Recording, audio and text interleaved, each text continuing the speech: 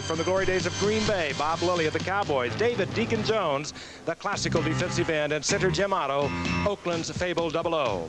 You'll see part of today's induction ceremonies at halftime of today's annual kickoff of the 1980 NFL season.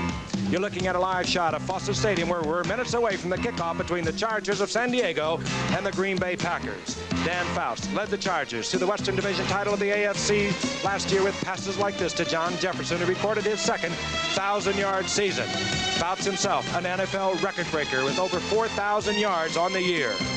It was a different type of year for Green Bay's Bart Starr. This man of so much pride and so much accomplishment as a player has not been able to turn it around. You'll see their opening contest today against the San Diego Chargers on an expanded edition of Wide World of Sports.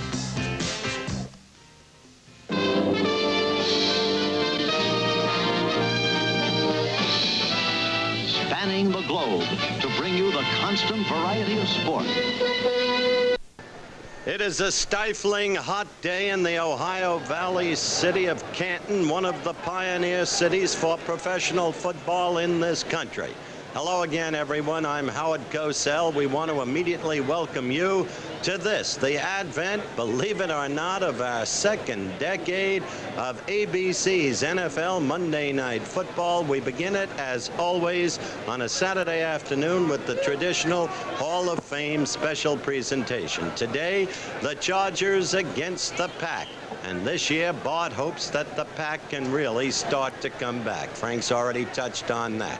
I should like to emphasize that Dandy Don isn't with us today. He will be joining us for our regular season opener on September 8th. Dallas at Washington, always a classic struggle. And in that vein, let me quickly tell you that while we can't predict how the teams will fare during the regular season, if past is prologue, we've got the finest Monday Night Football schedule ever put together. With us today to tell you first about the Chargers, a team with Super Bowl possibilities, Fran Tarkenton. Well, Howard, the San Diego Chargers are for real. They're big, they're fast, they're strong, and they can play. And they can play with teams such as the Pittsburgh Steelers. Their Achilles heel has always been the running game. And if they're going to get to the Super Bowl this year, they've got to run the ball better than they did a year ago. Frank, tell us about the Pack. Well, you got the best team to talk about, Fran, quite frankly. The Green Bay Packers, well, 1978, they got over 500, but last year things really fell apart for the Packers and Bart Starr. They went back to 511, but principally because of a rash of injuries you just could not believe. They lost at one time or another all of their running backs, and Bart Starr, of course, hopes he can reverse that. He has a group of youngsters. They are going to be playing their first game today. They're going to be a little nervous. They're going to be a little hot. We'll be back with the kickoff right after this. Chester Marco will kick off the 1980 NFL preseason competition of the Green Bay Packers. Deep number 21, Harry Price from McNeese State, a rookie for the San Diego Chargers, and Price will take the ball. And Price out over the 20, out close to the 24-yard line. And Les Meath, the offensive talent, the San Diego Chargers, will begin with quarterback Dan Faust. Dan Faust, quarterback, University of Oregon. Clarence Williams, running back, South Carolina. Don Woods, running back, University of New Mexico. John Jefferson, Arizona State University, wide receiver. Wide receiver, Grambling State University. And quickly, Dan Faust has put it in the air, going to Hank Bauer. Hank Bauer for the gain of about 5 yards, out close to the 30-yard line. Hit there by Estes Hood. Offensively, we will meet the offensive unit. First, we'll take a look at Kellen Winslow, coming off a broken leg of a year ago. Chuck Lavin, a right tackle, is in there in place of Russ Washington. Big Ed White, number 67, is in there, as is Bob Rush at center. Doug Wilkerson, the big left guard, is in there, number 63. Billy Shields, number 66, the left tackle. Second down, about at 6 yards, the ball about the 29-yard line. Bounce inside handoff, goes to Bauer. Bauer looks to move behind the big block of Doug Wilkerson, number 63. And let's meet defensively the Packers. They have a new alignment, a 3-4, leaving the traditional 4-3 of Green Bay. There are your front men. And let's take a look at your linebackers. Radzinski is in there because Rich Wingo, their most valuable player of a year ago, inside linebacker, cannot go today. And there is your defensive secondary. questionable in the NFC Central Division last year. 8th against the pass. They were 13th against the rush. On 3rd down and 3, Fouts puts it in the air, going to John Floyd. And Floyd has the football out close to the 45-yard line. They'll mark it inside the 43. 1st and 10 for the San Diego Chargers. They were an aerial team last year, the first team in the history of the NFL to win a division and throwing the ball more than they ran the football. Which is not always the brightest thing to do, and some feel, as Fran has already mentioned, that was their basic problem a year ago. Fouts to Floyd, has moved the ball out close to the 43-yard line of the San Diego Chargers. Inside handoff, Bauer gets a big block from Ed White, turns inside and runs into a bunch of the Green Bay Packers. Brzezinski was there along with Mike Douglas, number 53. Seems funny, doesn't it, Fran and Howard, to look at the Green Bay Packers lining up in a 3-4? It's the first time they've ever done it, and I think many teams will do that this year, Frank, because most teams got burned by the pass last year, and they're not getting much pass rush, so they said instead of rushing 4, let's drop 8 men back in the secondary and fill up those lanes. So far, it hadn't worked. There'll be other new wrinkles. You'll probably see them using the shotgun on offense today, Fran. 2nd down, 6, 4-yard pickup by Bauer. The ball at the 41-yard line. Fouts again. Dumps it off to the checkoff man, Clarence Williams. Williams to midfield, short of the 1st down.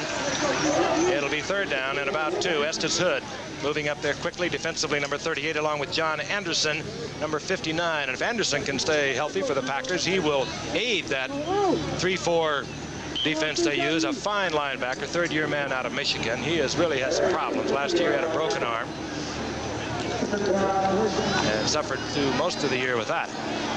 San Diego lining up right now at midfield. 3rd down, a little over 2 yards to go for their 2nd first down. Fouts fires and it's to Williams. Williams has the 1st down. That's that control passing game that the San Diego Chargers used so well last year.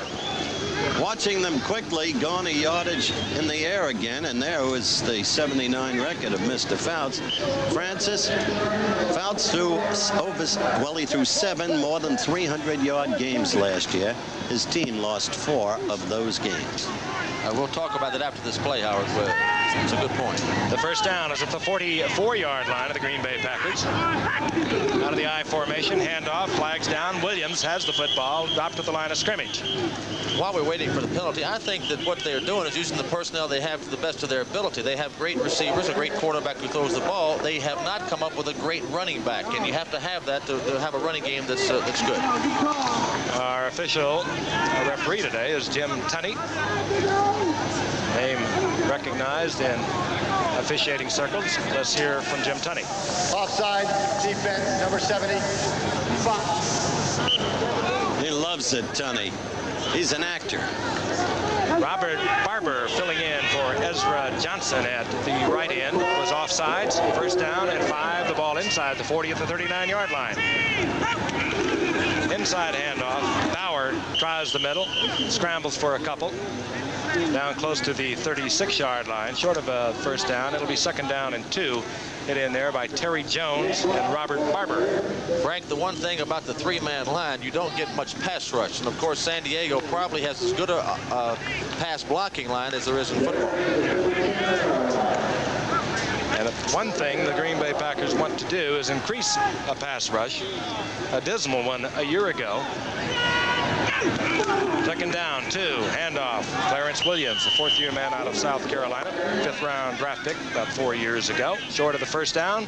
At the 35-yard line, it'll be 3rd and 1. One of the Pack's key pass rushers is Ezra Johnson, who's not even suited up today. But that injury is not a severe one. There is Clarence. South Carolina. Offensive change for the Chargers. Steve Whitman comes in. Hank Bauer is in there as we see the 3 backs. Whitman in the wing back, bottom of your screen. 3rd down and a yard. Handoff is Bauer, the short yardage man who's been so effective for the Chargers the last couple of years. Picks up the 1st down at the 31-yard line of the Green Bay Packers. 2-yard Bauer, they call him. Put him in to score the touchdowns from inside the 5, somewhat in the manner for many years of Pete Banaszak with Oakland. But you'll see later in this game, I'm sure, some playing time for John Cappelletti. Apparently healthy again. The man acquired from Los Angeles, the Heisman Trophy winner from Penn State. Gift. Floyd goes out to the left. Jefferson is out to the right. Fouts is going to the air. Intended for Jefferson. Jefferson had to pull up. Good defensive coverage by John Anderson. Got right into the pattern. Jefferson had to throw it away. It'll be 2nd and 10. You know, Fran, you mentioned the absence of a great running back. They thought they had solved their running back problem. San Diego did when they got Lydell Mitchell, number 26 from Baltimore, and Mike Thomas, the slithery back from Washington. Thomas out for the year, knee surgery. Mitchell has to prove that he can be what once he was. And Mitchell is in there at the moment, number 26. 2nd down and 10. Draw. Hand off is Bauer. Bauer. Nowhere to go, and he's collected there by Robert Barber. Dropped for a loss. Back to the 34-yard line. It'll be 3rd down and 14.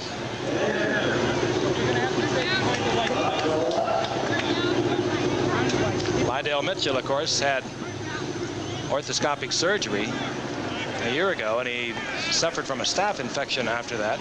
Howard, do you Very ineffective throughout the entire season of last year. Howard, do you think John Cappelletti can be that great back for him? No. 3rd down, 14.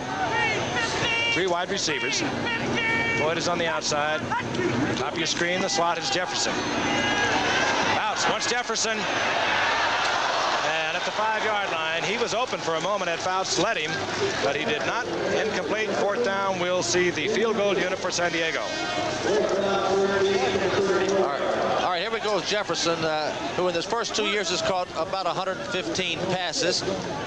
He gets a little seam there, takes a perfect pass. Fouts underthrew him a little bit. Could have been a touchdown if the ball had been better thrown. All right, it was on 4th down. I anticipated that we would see a field goal unit. The ball at the 35-yard line. We're going to see Mike Kirkland. He'll be doing the punting for San Diego this afternoon. Kirkland hangs it high.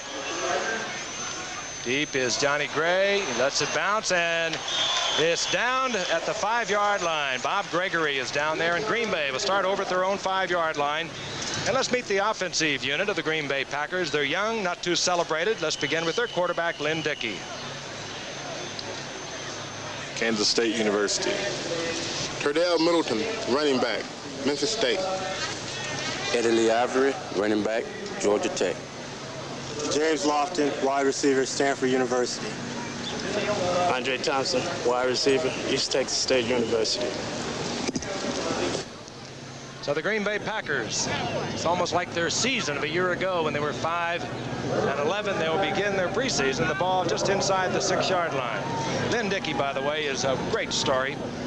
Came to the Packers years ago and had a lot of problems as a Houston Oiler, where he came up in '72. He dislocated a hip, broke a leg, separated a shoulder with the Packers, and finished last season as a starter for the Green Bay Packers after missing 34 games. Here he is, Lynn Dickey, 10-year veteran out of Kansas State, leading the Chargers from their 6-yard line. And off is Eddie Lee Ivory, and Ivory busts the tackle and moves out to the 15-yard line. And this is what they hoped they'd get from Ivory last year when he was injured, had to have knee surgery. The offensive line now for the Green Bay Packers.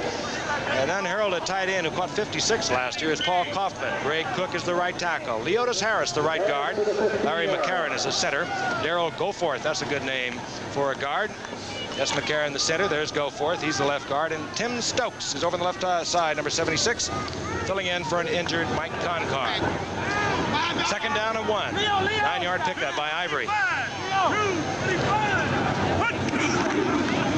Ivory gets the call again. Hesitates, finds the opening, gets out for the 1st down after the 23-yard line.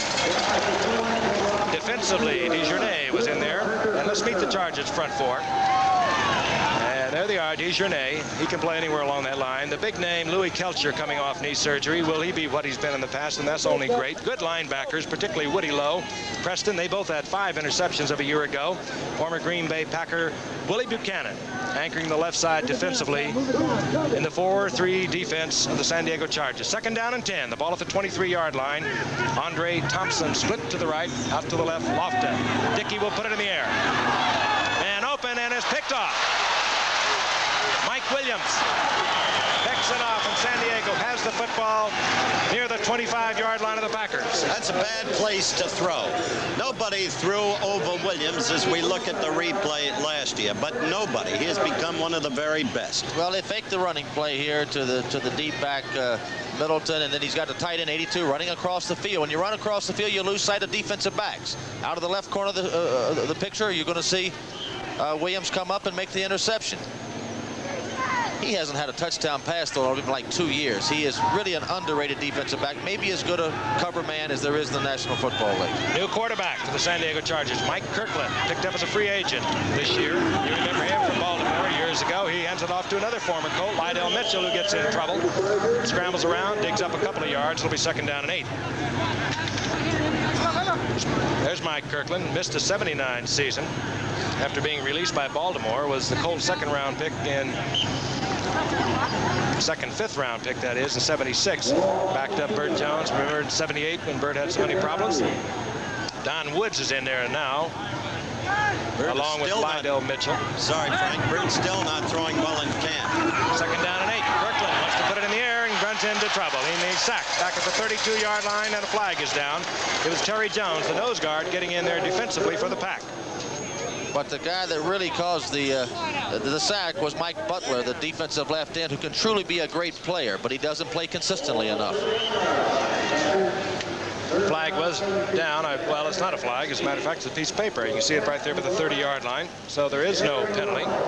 Loss of 7, 3rd down 17 as we look at Don Coryell. He's 20-9 since he came to the Chargers. Brought them their 1st division title since 1965, last year. 3rd and 17. Kirkland, trouble again. Robert Barber, who's filling in for the injured Ezra Johnson, gets to Kirkland. Quick whistle, of course, stops the play at the 40-yard line.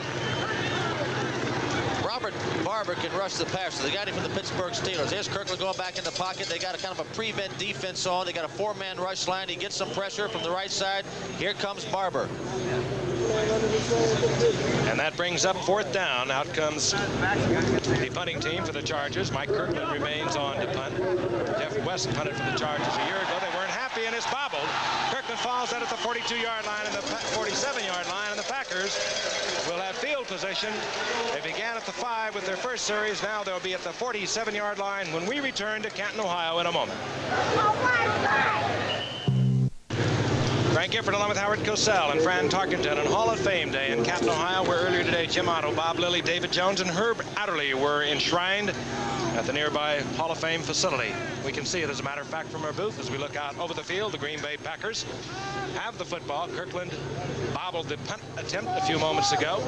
The Packers have the football inside the 47-yard line of the San Diego Chargers. No score in the game. 6:02 remaining in the 1st quarter. Then Dickey remains at quarterback, tosses quickly out to Turdell Middleton.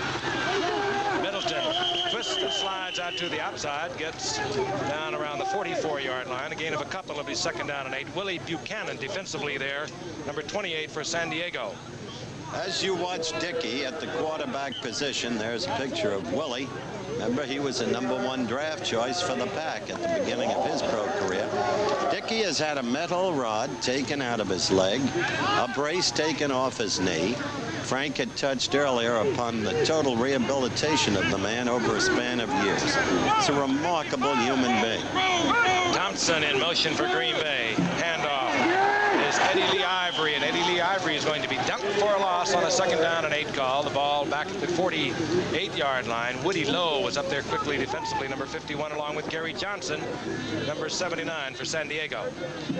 Frank, in looking at Green Bay, 2 people in offensive lineup are very key to him. Dickey, as you mentioned already, if he can stay healthy and be the player that he's been, could really help him. Number 40, Eddie Lee Ivory, has got to be a great running back for him. And last year he missed the entire season with a knee injury.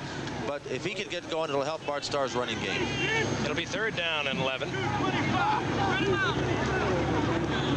Hoffman split to the right, Thompson to the left, and you saw the penetration. Wilbur Young moving across the line of scrimmage. Flag is down, and we'll see whether Wilbur Young, who had such a great year when he moved in to replace Louis Kelcher a year ago at tackle, has now moved out to defensive left end as Kelcher is back into the lineup for the Chargers. You saw the indication going against the Chargers. Well, the interesting thing is Young moves back as the penalty is paced off to the end position. Offside, 99 defense. He prospered as he never did before last year, Frank, moving into tackle from end. Tom Landry said at the ceremonies today the smartest thing he ever did was move Lilly from end to tackle. So the man cannot necessarily play each position with equal efficiency. 3rd down and 9. Lynn Dickey, the quarterback, sends Paul Kaufman, his tight end, in motion. He has the time, tries to go to Kaufman, and Woody Lowe was there, and a flag is down. And it could have been an illegal chuck, or we get the holding indication now. And it'll be against the Green Bay Packers. Frank, as we mentioned at the top of the show, this may be the finest pass rush and defensive line in football. They can really come get you, and they're playing without two of their fine defensive ends, Leroy Jones and Fred Dean. Holding, 68, refused, 4th down. 4th down coming up. David Beverly comes off with the Green Bay Packers. Greg Cook, right tackle for the Packers, guilty of the holding. Dropping deep, number 86, John Floyd for the Chargers. Beverly coming off his best year. 6 years in the NFL from a year ago. Angles for the sidelines. And he will not catch it. He catches the end zone instead, and that will be a touchback, and San Diego will take over at the 20-yard line when we return to Fawcett Stadium here in Canton, Ohio, after this message. The festivities have been going on throughout the entire week, and reigning over those festivities, the queen of Hall of Fame activities, that's Rhonda Jo Gibbs and her court. We'll see more of them at halftime, and of course we will see part of the induction ceremonies that took place a couple of hours ago. 1st down and 10 for the Chargers. Following the touchback, the punt of Beverly going to the end zone, the ball at the 20-yard line. Mike Kirkland remains the quarterback handoff. Don Woods out over the 20 to the 21-yard line, and that's about it. It'll be 2nd down and 9. Don Woods, of course, former Green Bay Packer himself. He was nailed there by Mike Douglas, number 53. Shortly, I trust you'll be seeing a young rookie quarterback from San Jose State named Luther, wearing number 11 for San Diego. San Diego did not have any of its first 3 draft choices. The opposition team, Green Bay, took 3 defensive men in its first 2 rounds and have lost all 3. We'll talk more about the draft and these teams later. On 2nd down, 9 yards. Kirkland dumps it off, intended for the checkoff man, Don Woods. Under pressure, Kirkland cannot reach him. It'll be 3rd down and 9. Frank, Green Bay did the one thing that time that you have to do when you have a 3-man line. That's you got to do some blitzing from the outside, and that time John Anderson, who could be a great linebacker, pressured Kirkland into the bad throw. San Diego specializes in discarded Baltimore quarterbacks. Kirkland one evidence, Bill Troop another. Don Coryell won a couple of divisional titles, 74 and 75 with the Cardinals. He's a winner, and he believes in putting the football in the air. Been doing that throughout his professional and collegiate career. Correction, Bill Troop, of course, Green Bay. Kirkland on 3rd down and 9. He'll pick up the 1st down on the ground. And Kirkland has the 1st down out of the 37-yard line, piled up there by safety man Johnny Gray. And not until Kirkland gets the 1st down. I didn't know Kirkland could run that good. Howard, Green Bay's gone to a 4-man line. They're in a prevent type of defense, pass situation. He's got just a big gap right up the middle. He does what he should do, tucks it under and runs, and he's pretty quick. This may be his special. It may be. If he could throw as good as he could run, he'd be okay. Pickup of 17 yards for the young quarterback who did not play last year after being released from Baltimore. Ball at the 37-yard line of the Chargers. Still no score. Handoff. Don Woods. And Woods barrels out for a pickup of about 7 to the 44-yard line. It'll be 2nd down and 3. Don Woods, a former 1,000-yard gainer when he came to San Diego on waivers from the Green Bay Packers back in '74. Frank, in all truth and honesty, you know, San Diego has a bunch of guys that were former 1,000-yard ground gainers, but there's nobody back there that's going to be the quality back they need to have to really contend for a Super Bowl berth. They were pretty strong a year ago, losing to Houston in the playoffs 17-14. But I agree, they do not really have the great running talent. 2nd down and 3, and the handoff goes to Don Woods. That was not a game they anticipated losing, Frank, since Houston won it without Pastorini. without Burrow, and without Campbell. Woods gets about a yard. It'll be 3rd down and 2. And Woods, after that great season he had in '74, underwent knee surgery. He never really has regained the form that he showed that year. You know, you would think with the offensive line that San Diego got, and it's a big, strong offensive line, that you could run the football, but it's not a. There's Capoletti. Maybe he could be the guy that helps him. But he's a good running back, Howard. He's not a great running back, but he is a good running back. San Diego wants timeout. They use a timeout. Kirkland drifts over to talk to Don Coryell. We have 1:49 remaining in the first quarter, and we have no score, and we'll be returning in a moment. First time anyone from the South Bend area ever said anything really nice to me. Good reason. Well, I never heard him at SC. 3rd down and 2 as we return.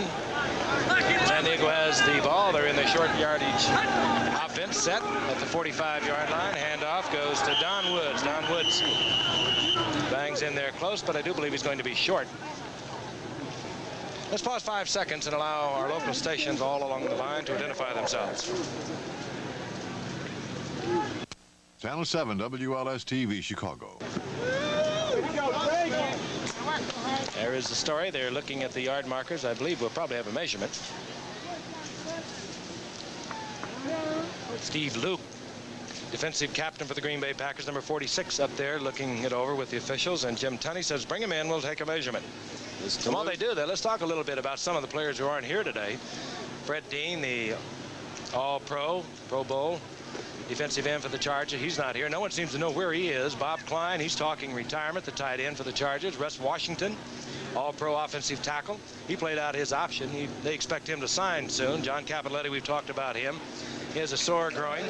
Leroy Jones, defensive end, sore knee. We've been watching as Wilbur Young has performed there. Mike Thomas, he hurt his knee in a racquetball game in May. Could be back by the season start. Louis Kelcher, well, he's back in the lineup. A lot of players missing a lot of the hot air early in training camp. 1st and 10 from the 47, and Kirkland gets rid of it quickly to Lydell Mitchell. Mitchell, as he did so many times for the Baltimore Colts, explodes down the sideline to the 40 and a 1st down. You know, it's the first time I've seen a flash like that from Lydell, Fran, in a long time. Well, he had 2 great big old linemen out in front of him. It was kind of a running type screen. Looked like Green Bay put on a good pass rush, but they wanted them to do that. They got 2 linemen out in front of him, and he had some room to run. Lydell, again, as we said earlier, underwent knee surgery a year ago, and orthoscopic surgery, they call it now, and he developed a staph infection. He's just coming back. 1st and 10, the ball at the 40-yard line of the pack. No score. Kirkland. Flag is down as Kirkland is thrown for a 2-yard loss at the 42-yard line.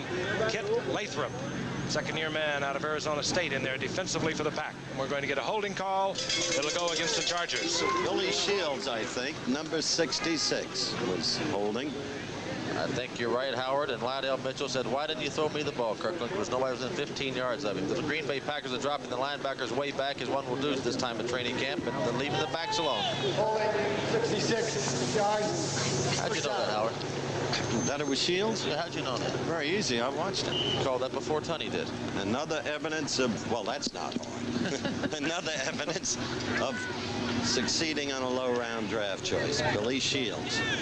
From Georgia Tech. 6th round pick in 1975, Billy Shields. Cost the Chargers 10. They're back at midfield. 1st down and 20. Here comes the safety blitz. And over the left side is Lydell Mitchell, and Mitchell gets back to the 46-yard line. Gain of about 4. You mentioned that 75 draft, Giffer, of the Chargers. This Charger team was essentially built on that draft. They got Kelcher, they got Dean, they got Big Hands Johnson, they got Billy Shields, they got Mike Fuller, a quality defensive back. And they got Mike Williams. I think we have to also say, wasn't that Tommy Prothrow directing that? Prothrow really was brilliant in terms of player personnel discovery and evaluation. 2nd down, 17. Could be the final play of the first quarter.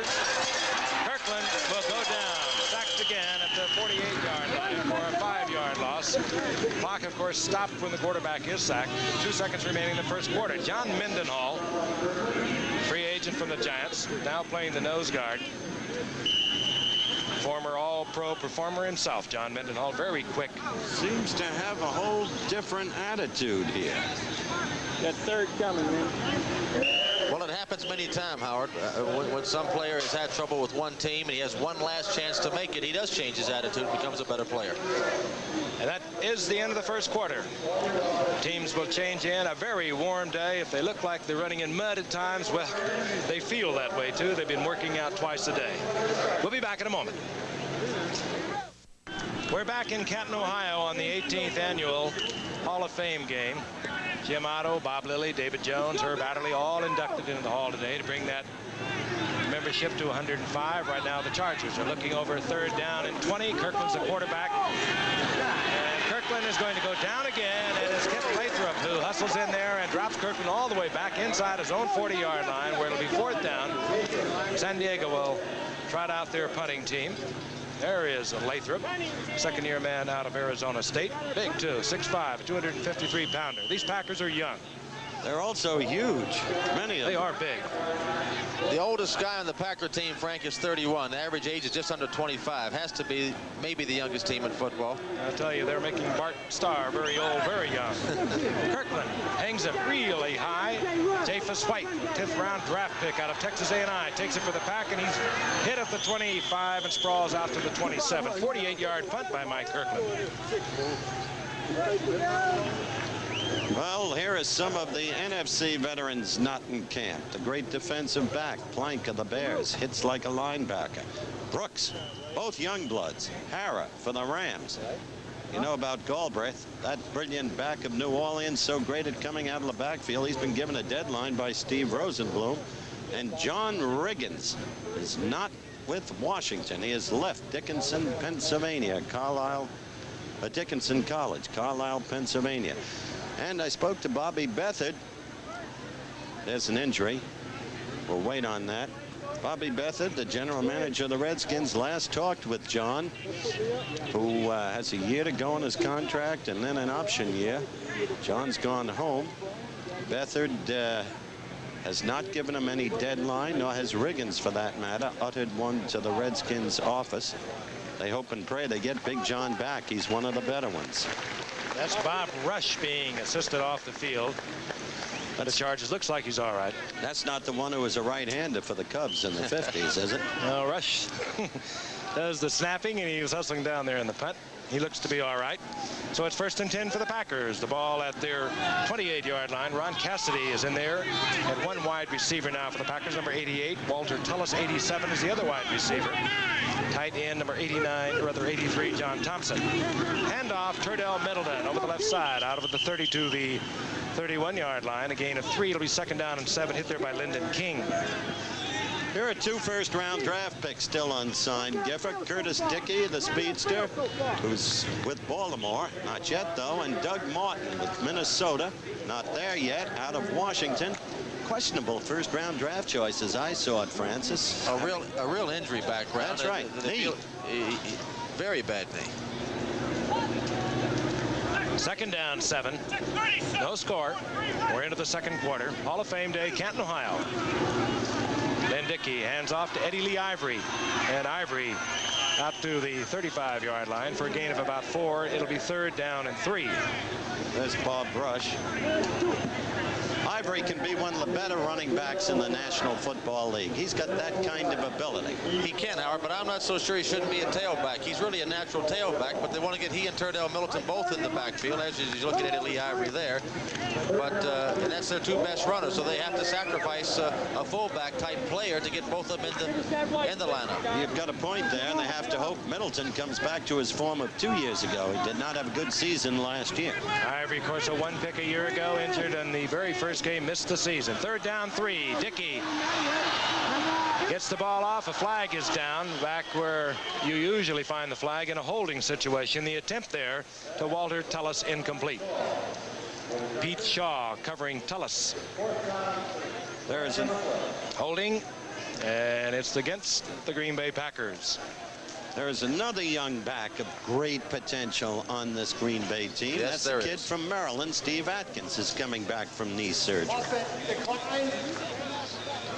Holding penalty declined because it brings up 4th down. Dave Beverly comes out to do the punting. There he is, dropping deep. John Floyd, a 4th-round draft pick of a year ago. He was a 4th-round draft pick, and San Diego thought he'd be much higher than that, but he was coming off a broken leg as a senior in college. And we'll take a look at John Floyd from his 17-yard line. Floyd up the middle, gets out close to the 30-yard line. They'll mark it at the 29, where it'll be 1st and 10 for the Chargers. 13-11 remaining in the second quarter. No score from Canton, Ohio. Dan Faust, we saw him for the Chargers in the very first series. That was it, 4 for 6. He could not get it in for any Take a scoring. quick look, Frank. I don't think we're going to see much more of him today. I don't believe we will either. Of course, both teams have only been in training camp a couple of weeks. Really do not like to take great chances with their veterans. On 1st and 10, Chargers. This is LaRue Harrington. Harrington, a 6th-round draft pick, coming off collegiate knee surgery. This kid I want you to look at, LaRue Harrington from Norfolk College. He was, as Frank said, a 6th-round draft choice. He was suspect because of a knee and of surgery, but they think they've got a 10 strike in this kid. He is quick. 6 feet tall, 210-pounder. In fact, even though they didn't even have picked till the 4th round, Frank, and I think they've had a whale of a draft. Gain of 7, 2nd down and 3. The ball goes to Bo Matthews. Tries the left side, piled up the line of scrimmage, and hustling over there defensively was Casey Merrill. I want to tell you, Frank, while you talk about Harrington, I'm impressed with Casey Merrill. He ran down Harrington on the other side just to play before. That time he runs to the right side. I don't know what his speed is in the 40, and I really don't care. But I know he can run down backs from the same start. He's another one of those Packers that underwent knee surgery during the offseason. He's not very big to be playing that outside position. Well, he's 250-pounder. That's big enough. Do you ever think we would say that's not very big? 3rd down, 3. San Diego with the ball at their own 35-yard line. Quarterback is Mike Kirkland. Kirkland fires and is almost picked off. And it was Steve Wagner that moved right in front of Michael Scott. Missed the interception. It'll be 4th down, and out comes the punting unit for the Chargers. Well, maybe that's a summary of this game thus far. Under any circumstances, they are playing Mike Kirkland at quarterback, but I don't think for very much longer. Not just today, but for the days and weeks to come. Howard, my question is, why would they do that? I don't think they have any notion that Mike Kirkland's going to make their football team, and why would they play him in a situation like this? Hey, he might make it as a punter. He really pounded this one. Japhus White, the rookie from Texas I, from his own 17-yard line, runs into a crowd, tries to back out of it, pays for it at the 24-yard line. Hey, the best thing to do is put your head down and well, you'll learn, Japhus. We'll be back in Canton after a moment. We're back in Canton, Ohio. The Green Bay Packers have the football, 24-yard line. Not a whole lot of excitement thus far. First real action for many of these players. Rosters between 75 and 80. Some duplicate numbers. We'll try and keep you straight. Packers have the football. The quarterback remains Lynn Dickey. Dickey goes with the screen to Sammy Lee Johnson, former teammate of yours. And Sammy Lee rolls up close to a 1st down out around the 34-yard line, driven out of bounds by Pete Shaw. Sammy Lee was a rookie with the Vikes when Sir Francis was still the cornerstone of that team. There's Sammy. There's no question Sammy Johnson. What a body, huh? No question he can play football. He's a great running back. He's a good blocker. He's a good receiver. He's got one problem. He can't stay well. He's had little nuisance injuries ever since he's played football. He came to Green Bay last year. They picked him up on waivers, and he got a slight injury, and he only played one play for him, but they can keep him healthy. He can help his football team. It wasn't all that slide. He had knee surgery. The slide. Knee surgery to Francis is a hangnail to others. That should never slow you down. I mean, my goodness. Day in the hospital and a day out and you're on the field. Inches short of a 1st down is Sammy Lee Johnson. Lynn Dickey with his first completion of the football game with 11:30 remaining in the first half brings up the Packers. Out of the I formation, and off is Steve Atkins, and Atkins nailed short of the 1st down. Atkins, another member of the Packers, coming off knee surgery. Don Good was there defensively for the Chargers. You know, you mentioned the speed of Casey Merrill against the Packers, Francis. And you talked about what he might run the 40 in. But your old coach, Bud Grant, doesn't even bother with determining what a man runs the 40 in. He doesn't believe it's that relevant. I think he's right. All he wants to know is if you can go chase down a ball, carry, run, catch a ball, or as a back run away from defensive players. He doesn't care what the 40 is. And many people get injured running a 40-yard dash, as Green Bay's player did Mark Lee in training camp. Second-round draft choice. Hold a hamstring. Third down and a yard for the first. Samuel A. Johnson. And second effort gets the first down out over the 35-yard line. Frank Duncan was up there initially. Thinking back over some of those Minnesota Viking backs you had for so many years might be a little embarrassing the time before the 40. Well, you know, I don't think Chuck Foreman was any great speed burst in the 40-yard dash, but on one thing, he could sure make yards running the ball. He could beat people in pass offense, too. He could blister for 10. It's going to be very interesting to watch Foreman with the Patriots. It really will, and I hope he does well. You know, I was laughing about Sammy Johnson. He was always Sammy Johnson with us, Frank, and now he's added a little name, Sammy Lee. He's big enough to be what he wants. Sammy Lee was a great diver. First and 10. Johnson gets the first down out over the 35. Lynn Dickey doesn't like his set. Looks out over there to John Thompson, who apparently was in the wrong set. And Dickey doesn't like it, calls timeout. He'll move over to the sidelines to confer with Bart Starr, and we'll be back in a moment.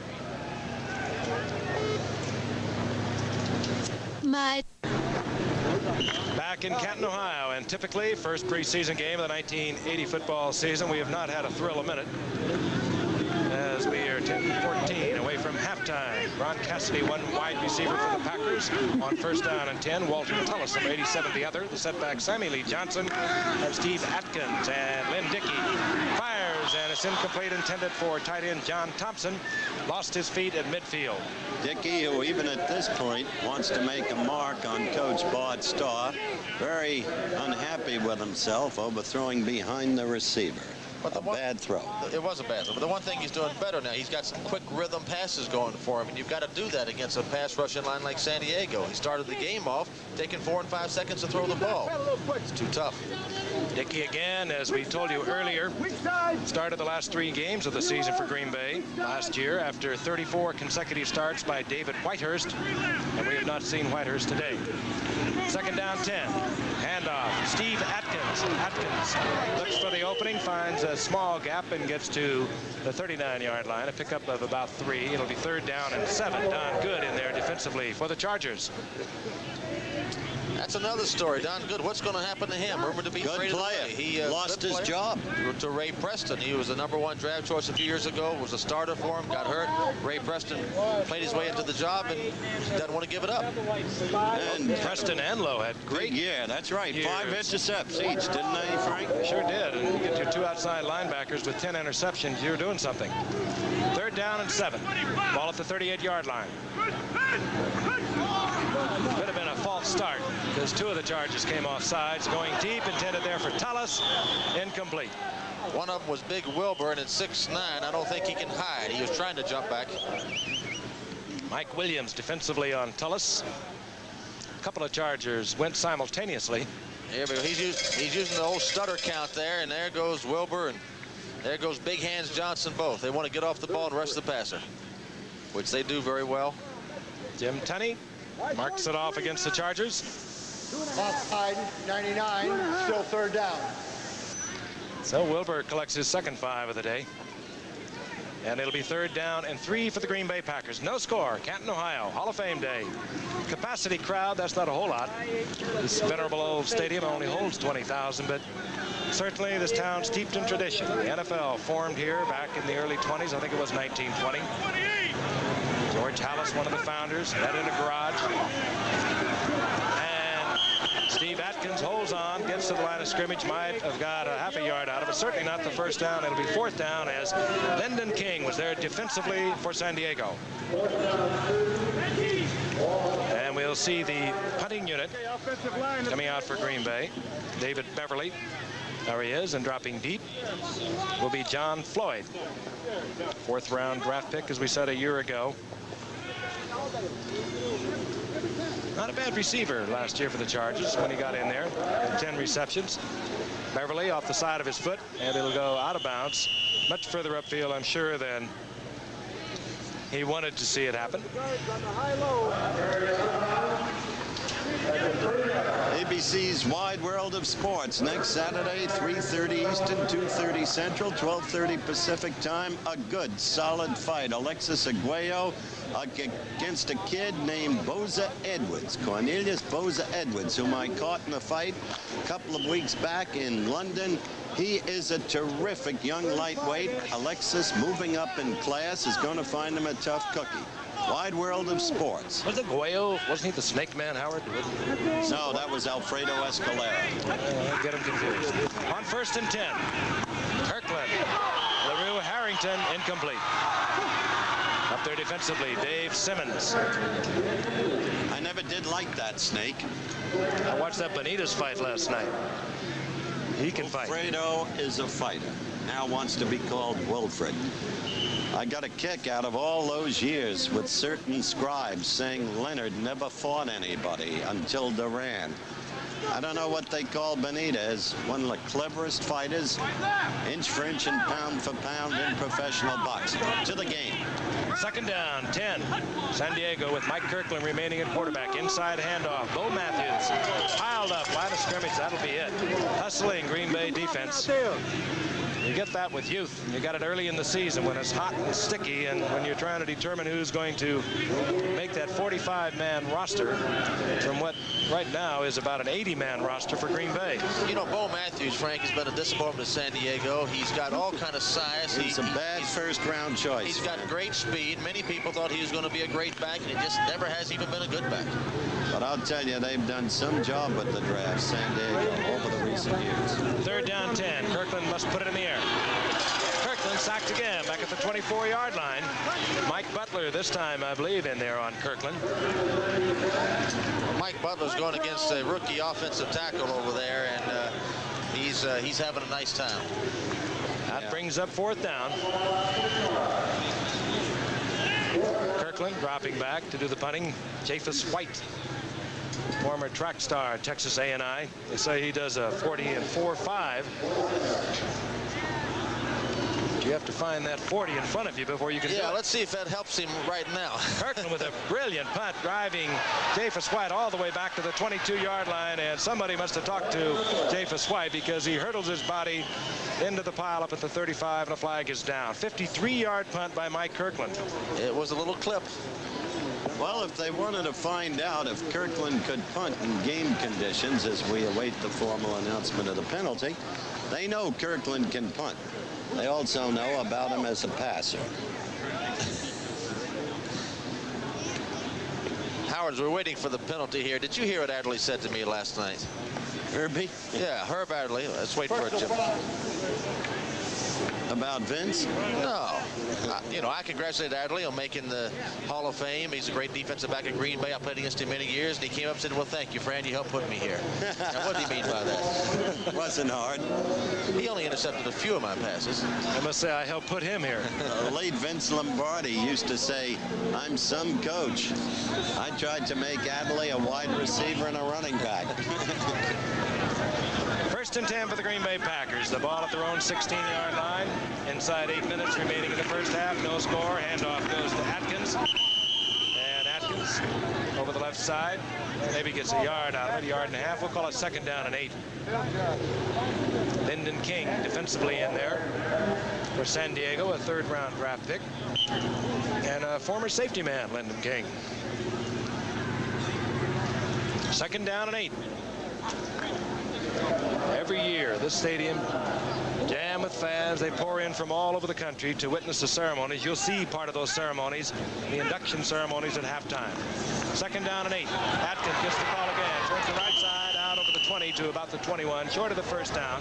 3rd down and 4 as Gary Johnson slides out there defensively and makes the stop for San Diego. There's a crowd, and again, I told you this was really an old stadium. Been around for a long time, Fawcett Stadium. Well, didn't you watch the Canton Bulldogs play here against the Decatur Staleys, Frank? I think Frank played probably against the Canton Bulldogs back in those days. It's when the Decatur Staleys had Chuck Dressen as their quarterback. With the old ear flaps they wore. Why do you say they, Frank? 3rd down and 4. Green Bay sends Cassidy in motion. Dickey drops back, looks, man open, but he can't get it off, and hustling in there defensively to make the play. Number 69, John Lee. You know, John Lee's made a couple of plays. It's kind of catching when you play with great defensive linemen like he has. As you look at old John right there, he's been in the league 5 years out of Nebraska, and he's made 2 very good plays today, trying to make a mark and make this football team. Punting unit on. David Beverly as we watch Lee move to the sidelines. I don't know about you, Howard. Fran, I'm waiting for a thrill here. Not a lot of offensive fireworks. If we get one, we'll have a scoop. Bring the divers back.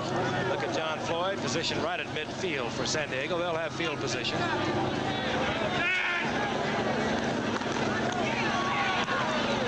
Beverly has to hurry end over end, and Floyd will have an opportunity. Slips, sprawls forward to the 37-yard line. 37-yard punt by Beverly, who was hurried there. Defensively, it was Carl Swank coming down for Green Bay. We'll be back with 5:45 remaining in the half. That's James Harris, Grambling College, Grambling, Louisiana. He's kicked around some in this league. Buffalo, the Rams, now San Diego. He is an excellent backup quarterback and figures to be that for this team this year. L.A. acquiring Harris for a 4th-round draft pick 4 years ago. Bid back up to Fouts. 1st and 10, the Chargers. Kirkland remains the quarterback. Inside handoff. Pile up there for a loss of 2 or 3 yards. That was LaRue Harrington, the rookie out of Norfolk State. At a 2-yard loss, it'll be 2nd down and 12. If San Diego's to improve their running game, it's going to be after the first 2 weeks of training camp. They haven't accomplished much yet. As I mentioned earlier, there have been basically a passing team, and if you're going to be forced to be a passing team, it's nice to have Dan Fouts and John Jefferson, and another man we have not talked about today, Charlie Joyner. He was only in 1 series also, but Joyner had 72 receptions a year ago. On 2nd down and 12, Kirkland knuckles one out in the general direction of Bo Matthews. Incomplete. It'll be 3rd down and 12. Maybe he should punt it to him. I think he might do better. And Bo Matthews was open, folks. I'll tell you, mentioned Joyner. I don't think any receiver runs more precise routes than Charlie Joyner. He is a superb player. And for guts, you remember that wind-up game against Denver last year? Twice taken to the dressing room with injuries, twice back on the field, scored the winning touchdown. 3rd down, 12. Kirkland under pressure again, and Kirkland goes down once again at the 46-yard line. Well, I can't really tell you, folks, whether the offenses are bad or the defenses are good. It's a perennial question. I don't know, but the offense looks bad. They're a match for each other. Yeah, they are. 4:57. Well, it figures to be. We weren't trying to kid you when we came on the air. It's a hot, humid day. These players are working out sometimes 4 hours a day and 2-a-day workouts, 7 days a week. They're leg weary. Davis White is deep. Kirkland hurries one, trying to force the fair catch by Davis White, and it takes a good bounce for San Diego inside the 10 to the 9-yard line. 36-yard punt for Kirkland. I like the way Kirkland got that up in the air. He was hurried, but still he knew he wanted to kick short and get big hang time on it, and he did just that. I think you'll enjoy the halftime show despite the paucity of efficiency in the game thus far, because you're going to see some of the greatest men who have yet played the game in action footage, and then you'll see the registry of their emotions as they responded to installation into the Professional Football Hall of Fame today. Deacon Jones, 75. Jim Otto, 00. Bob Lilly, 74. Herb Adderley, 26. At halftime today. And Lynn Dickey, number 12, a quarterback for Green Bay, inside his own 10-yard line. 1st and 10. Dickey fires. Completes. All right. To Walter Tullis, and Tullis turns on the speed and gets out to the 45-yard line. Walter Tullis free agent coming up in '78. Back up for Jim Lofton, the gifted receiver for Green Bay. Let's look at it again. All right, he fakes a little slant to the fullback, comes back, sets up good. He's got people open all over the field, but he goes to Tullis. Best pass he's thrown all day. Tullis runs a good pattern against Mike Williams. Then he does something with it. Talking about the draft, Howard, here's a free agent of 1978. And he's a pretty good football player, Walter Tullis. Delaware State.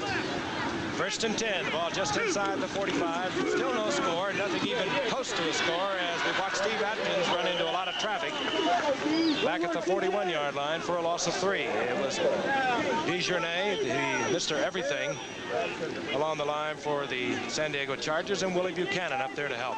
But to show you the kind of problem Bart's going to have, he emphasized defense in the Green Bay draft. The first 3 picks, Bruce Clark, Penn State, George Cumbie of Oklahoma, and Mark Lee. Now, Clark is in Canada. Cumbie is in the hospital, knee surgery. Lee is out with a hamstring. 2nd down, 13. Number 84, Fred Nixon, a highly regarded rookie out of Oklahoma in there for Green Bay now. And 1 wide receiver, but we go back to Tullis. Tullis does not handle the football incomplete. It was one he could have handled. Good defensive play there, however, by I'll tell you, Mike Williams made a nice little play of stripping this thing out of his hand. Here comes Tullis down. There's Mike Williams. Gets 1 chuck. That's Lago. He's going to curl in. He should come back for the ball a little more. Mike Williams strips that ball away. San Diego Charger is down at the 35-yard line. Let's re-emphasize that rule with the beginning of the football season, Fran, for the fans. You're allowed defensively 1 chuck inside the 5-yard area, from the line of scrimmage to 5 yards out. But once that quarterback leaves the pocket and is in effect a shooting target, he's a threat as a runner as well as a passer. Exactly. Then the receivers face 1 chuck per man in any area of the gridiron, and the 5-yard limitation no longer applies. The man down is Big John Lee, number 69. While they're working on him, Howard, you know, I talked to Ahmad Rashad, who had a great year again last year, and this new rule of no chucking and no bumping has given the receivers a license to steal, and they're running crazy in secondaries, and it's driving defensive coaches mad because they're trying to come up with some way to cover these guys, and it's almost impossible to cover Ahmad Rashad or Lynn Swan or Stallworth man on man with no ability to chuck them. Last time I saw Ahmad Rashad was at the Mets Center in Bloomington, Minnesota, at the Holmes-Ledoux fight, and I'd rather forget the whole occasion. John Lee off in his own power appears to be all right. The loss again back at the 41-yard line. 3rd down, 13. Lynn Dickey remains the quarterback. Dropping now into a semi-shotgun. That is a shotgun. Well, it's a sawed-off shotgun with Lynn Dickey inside of his backs. Well, not all that effective as Gary Johnson just turned it loose, bored in on Dickey, dropped him back at the 33-yard line. It'll be 4th down, and Green Bay will have to turn it over. Frank, old Big Hands Johnson hadn't gotten a whole lot of publicity, but he's about as good a defensive tackle as playing the game. Pro Bowl last year. He can really play. Johnson. He and Kelch. He's part of that 75 draft. Beverly into punt. All right, watch Dickey's coming off the field limping. And I hope it's nothing serious, but he's having a hard time walking off the field. There he is. We told you about his problems. Just had a great deal of metal removed from his leg. I tell you, if Lynn is already racked up. There's John Floyd. They're deep trouble. He's deep for San Diego on 4th down. David Beverly to punt.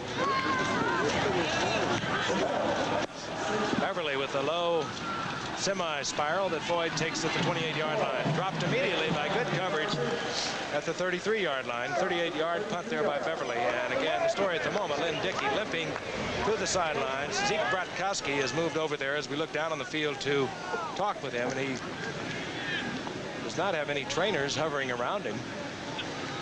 And I would suspect that we would see David Whitehurst next for the Green Bay Packers. San Diego has the football, 1st and 10, their own 32. No score in the game thus far, 2:44 remaining in the half. Mike Kirkland remains the Charger quarterback. Bo Matthews, 1 setback, number 41, along with LaRue Harrington, number 34. This is Harrington. Little quick screen to the right, and Harrington turns on a burst of speed to the 40-yard line. A gain of 8. It'll be 2nd down and 2. Well, that has been their best play all day. It's a little running screen out to either the right or left, and they're getting it off quick. The Green Bay Packer linebackers are dropping deep, and they can stay with that a while. And Kirkland can complete that pass. Yes, he specializes in the lateral. There's Dickey again. We told you about years ago in Houston, 72, I believe it was, dislocated hip, shoulder surgery, 76 when he came to Green Bay, 77, leg surgery. As we watch LaRue Harrington coming up short of the first down at the 41-yard line, and we are approaching the 2-minute warning. But Lynn Dickey, certainly you have to admire the courage of this man who has hung in there, pulled it back together, started the last 3 games for Green Bay a year ago, 10 touchdown passes, but we have just watched him limp off the field once again. Now look at Lynn Dickey on the sidelines, and again it is the leg that he not only injured when he had the hip problem, but also which he broke in 77. Not a great deal of concern, not too many attendants around him, so perhaps it is not anything to do with the leg he broke in 77. 3rd down, less than 2 yards to go for the San Diego Chargers at their 41-yard line. Handoff goes to LaRue Harrington, right side, short of the first down. And it'll bring up 4th down. Well, in view of Lynn's physical history and in view of his absence of success under those circumstances in the league, if he's your #1 quarterback, you begin the season in deep trouble. Well, you do. And there's another issue here, Howard. This man has gone through so much problems with injury. Sometimes it's time to say, you know, I love football, but with all the problems I've had injury-wise, it's time to get out. And I hate to see a man play with the handicaps he's having to play with. He cannot play like he used to play, and he's got some decisions to make in that regard. I know he wants to play very badly. During your years with Minnesota, many of the Giants felt it was time for you to get out. Many of the Giants felt that? Yes. Lee on the sidelines being attended to. He's had problems throughout the course of the day. Looks like they're readjusting his pads. He's a player, though, John Lee. Sure is. Good backup man. He'll be with this club. Mike Kirkland back to punt for San Diego, and Japhus White, the rookie from Texas I, is deep for Green Bay.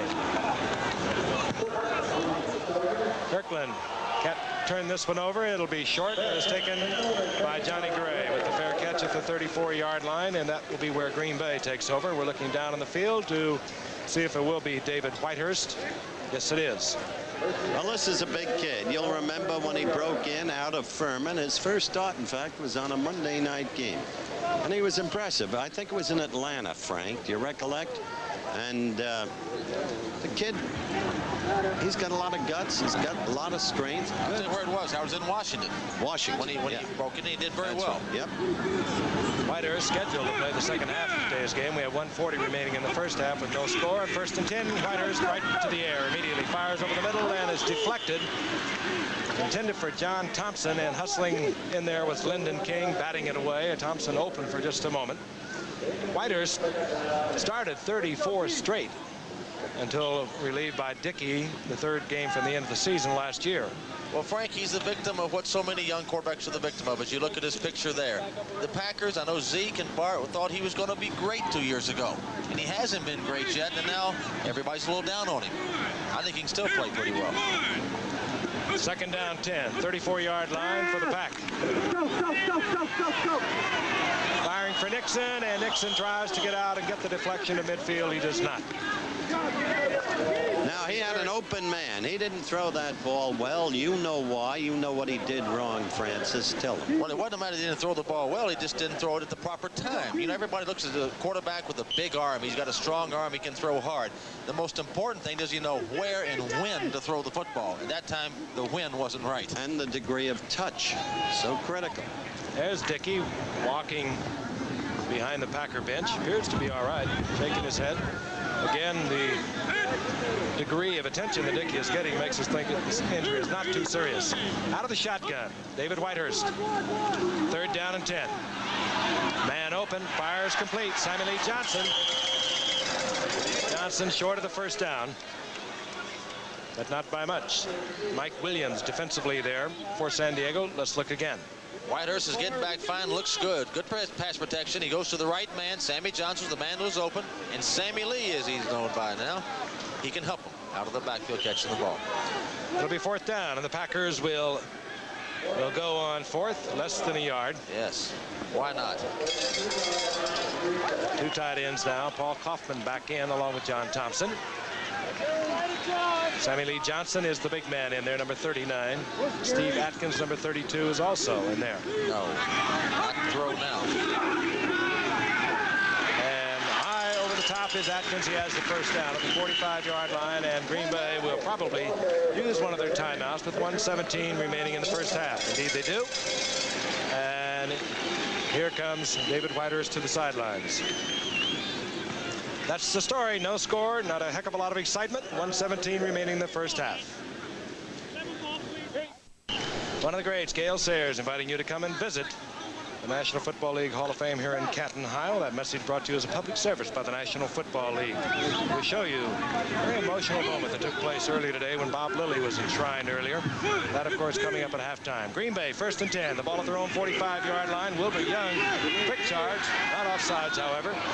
And Whitehurst incomplete out to John Thompson. Thompson open, but as you saw, Whitehurst under tremendous pressure. Mike Williams covering Thompson. That was a very impressive quick start by Young.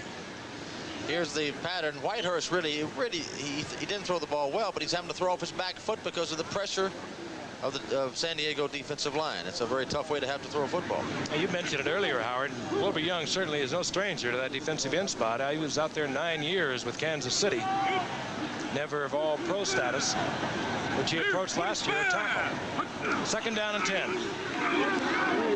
Flag is down. Whitehurst is down at the 35-yard line. 1:08 remaining here in the first half. The Packers have 1 timeout. The Chargers a pair.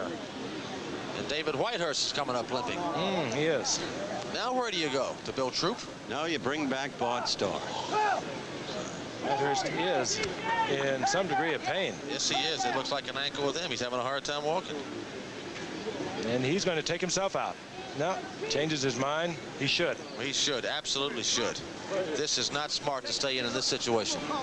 If you're young and you're watching this as a kid, don't ever fool around with anything you think is an injury. It's true. Take it off the field.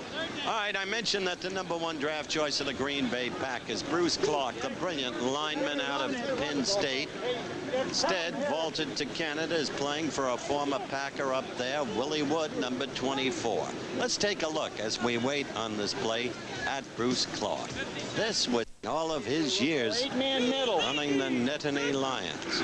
3rd down and 20. The quarterback is Bill Troop, a former Baltimore Colt. We've seen a lot of the Baltimore Colts, and Troop is complete out to Walter Tullis. Short of the first down. Mike Williams laying off comfortably. He had that 20 yards with which to work. And Green Bay will punt with 1 minute remaining in the first half. Everybody in Green Bay wants to know the real story of why Clark went to Canada. His agent, a young man from California, Mike Trope. And it did seem that Clark left precipitously without staying around long enough to find out what he could really get out of the pack. David Beverly pounds one inside the 10, where it's taken by John Floyd. And Floyd struggles out to the 15-yard line. Howard Sampson down there defensively for Green Bay. Under any circumstances, Clark did go. Trope steered him up there, and some think that Clark was used as a measuring rod in terms of ability to get monies for other players. But be that as it may, Clark is up there, and Bart Starr has had to pay a price. I was talking earlier with his wife. As you look at Bart, a very tough time. Let's go back to the action. And we'll watch Ed Luther, the rookie from San Jose, San Diego's top draft pick in the 4th round. Fires over the middle, incomplete. Luther, a rookie from San Jose State, where he set numerous records up there passing. 6'2", 190-pounder. That's the kid. And they really like Ed Luther, as most teams like a rookie quarterback. And the reason they like him so much is because they haven't seen him throw any interceptions yet. Johnny Sanders, the general manager, said, frankly, we had him rated 2nd only to Mark Wilson of BYU among all college quarterbacks last year. Wilson, of course, with Oakland. Second down, 10. Luther inside handoff goes to LaRue Harrington over the right side, and Harrington out over the 20, close to the 22-yard line. Seconds ticking away here in the first half. No score, no team even threatening. We've had no field goal attempt. It's been what you expect from an early preseason game. A lot of tired football players trying to use legs that are weary from two-a-day workouts. But you remember here a year ago, Frank, we had a great game between Oakland and Dallas. A lot of scoring. Late in the game, though, friend. But a lot of scoring and good football. Third down, 4. Ball at the 22-yard line. Luther content to run the timeout. Gives it to LaRue Harrington. And that should expire the time here in the first half. Stay tuned now, because we want you to see the induction ceremonies that took place earlier. And we'll be back with those induction ceremonies, a look at some of the players in action after this message and a word from our local station. Stay with us.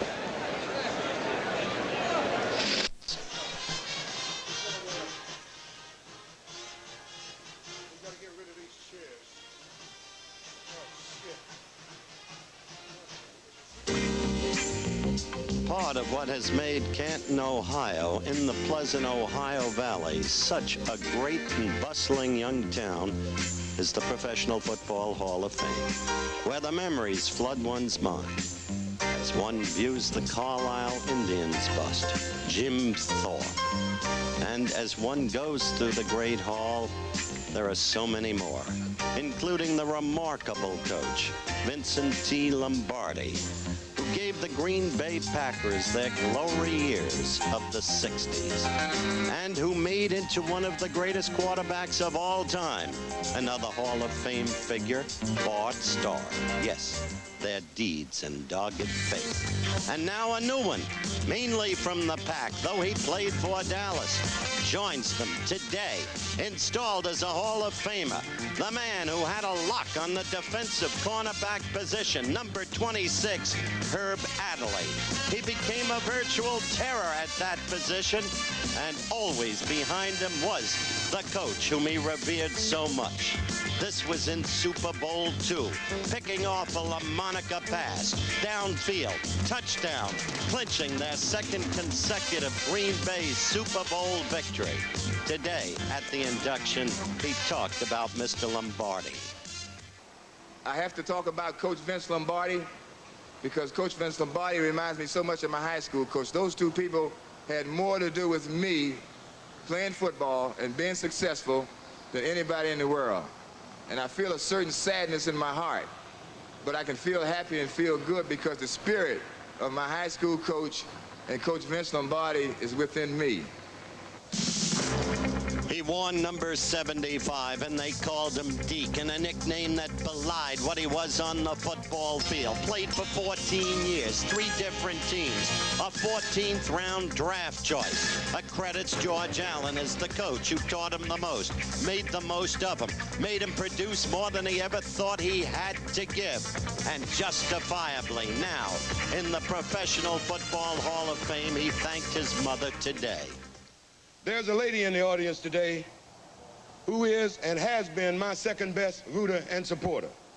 Although she knows little about the actual game of football and despises violence in any form, she's very proud of my success, and because of her prayers, her thoughtfulness, and her admiration, physically got me through it all. My mother, Mattie Jones.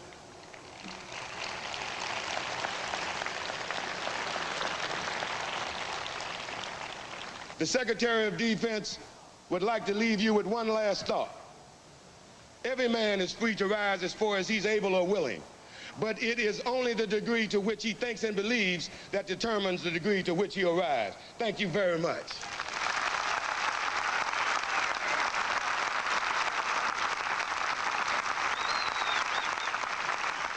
So the Deacon and Herb Adderley, and coming up in just a moment, you'll be seeing Jim Otto and Bob Lilly, Hall of Famers today. We'll be back.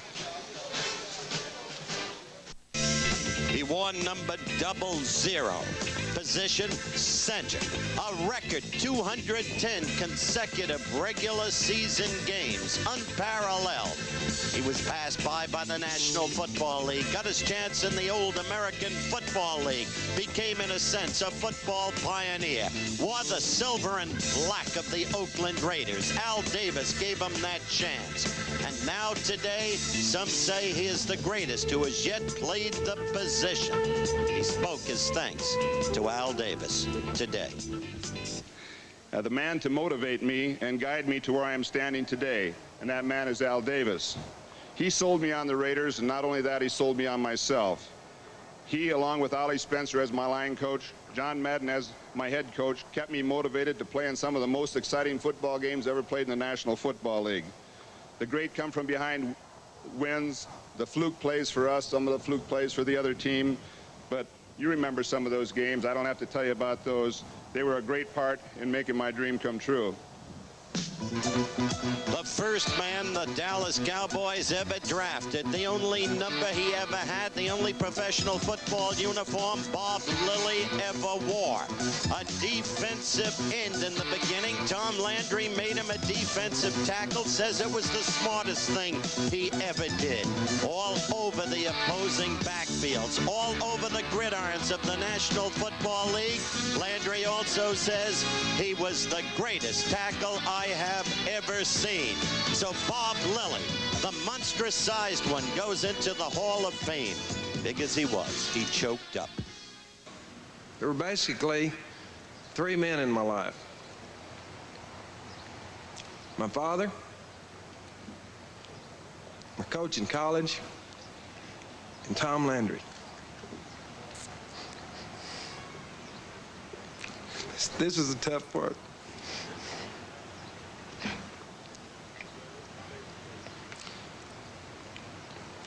My father died 10 years ago. My coach in college died a year ago. And these were the three men who influenced me the most in my life. Tom, I thank you. I'm awful sorry.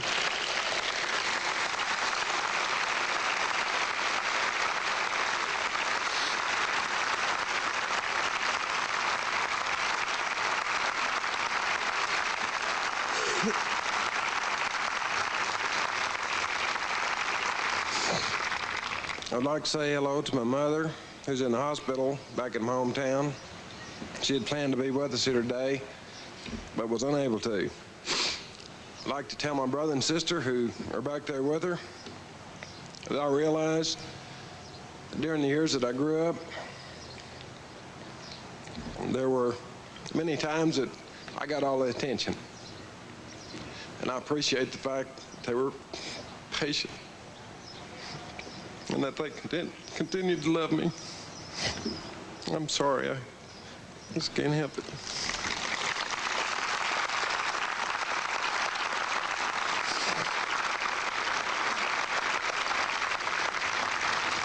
Nitsky told me it happened. I didn't believe him.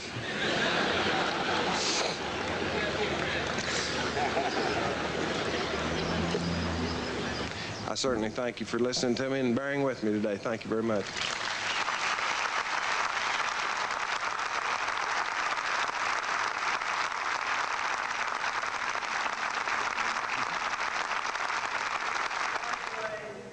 Bob Lilly was not too old to cry today, and a lot of us cried today during those ceremonies. But there are a lot of us all over the country who could cry today for still another reason. We are in Canton, Ohio, and a year ago today, just outside the Canton Airport, the Canton-Akron Airport, a man died. One of America's greatest athletes, it's true, and speaking personally, one of the finest men I have ever known in the whole wide world of sports. Yankee captain, Thurman Munson. Yes, it was a year ago today, that tragic plane crash. He was so young, just 32 he would have been. The most valuable player in the American League in 1976, a lifetime batting average of .292, a World Series batting average of .313, the team leader of the Yankees, the man who continued the tradition of the New York Yankee pinstripes. I spoke to his widow, Diane, today. That family is holding together. It hasn't been easy. The kids miss their father. We at ABC Sports, want Diane Munson and the kids to know we miss their father still, and her husband, because we respected him for what he was. A great parent, a religious man, a leader who somehow took all of the virtues in sport and made them seem sound and enduring still. Good luck to you, Mrs. Munson, and you children too. So as the ceremonies continue here at Fawcett Stadium, Canton, Ohio, the home of Thurman Munson, just a moment of sobriety, in memory of a truly great athlete, as Howard has already put it. There is no score in this first preseason game between San Diego and Green Bay, and we'll be back after this word from our stations. Once again, Fawcett Stadium, no score between the Green Bay Packers, San Diego Chargers at halftime, and this special expanded edition of ABC's Wide World of Sports is being brought to you by Ford, the incredible world of Ford, where we're building a new generation of small, fuel-efficient cars coming this fall, and by STP gas treatment and STP oil treatment, and by light beer, everything you always wanted in a beer and less, and by Aftate for athlete's foot. Aftate kills athlete's foot fungus on contact and prevents reinfection. Aftate, it's the killer. Cloudy, warm, and quite frankly, it's just miserable to play football on a day like today. The clouds have moved in. We've had thunder showers throughout the course of the day.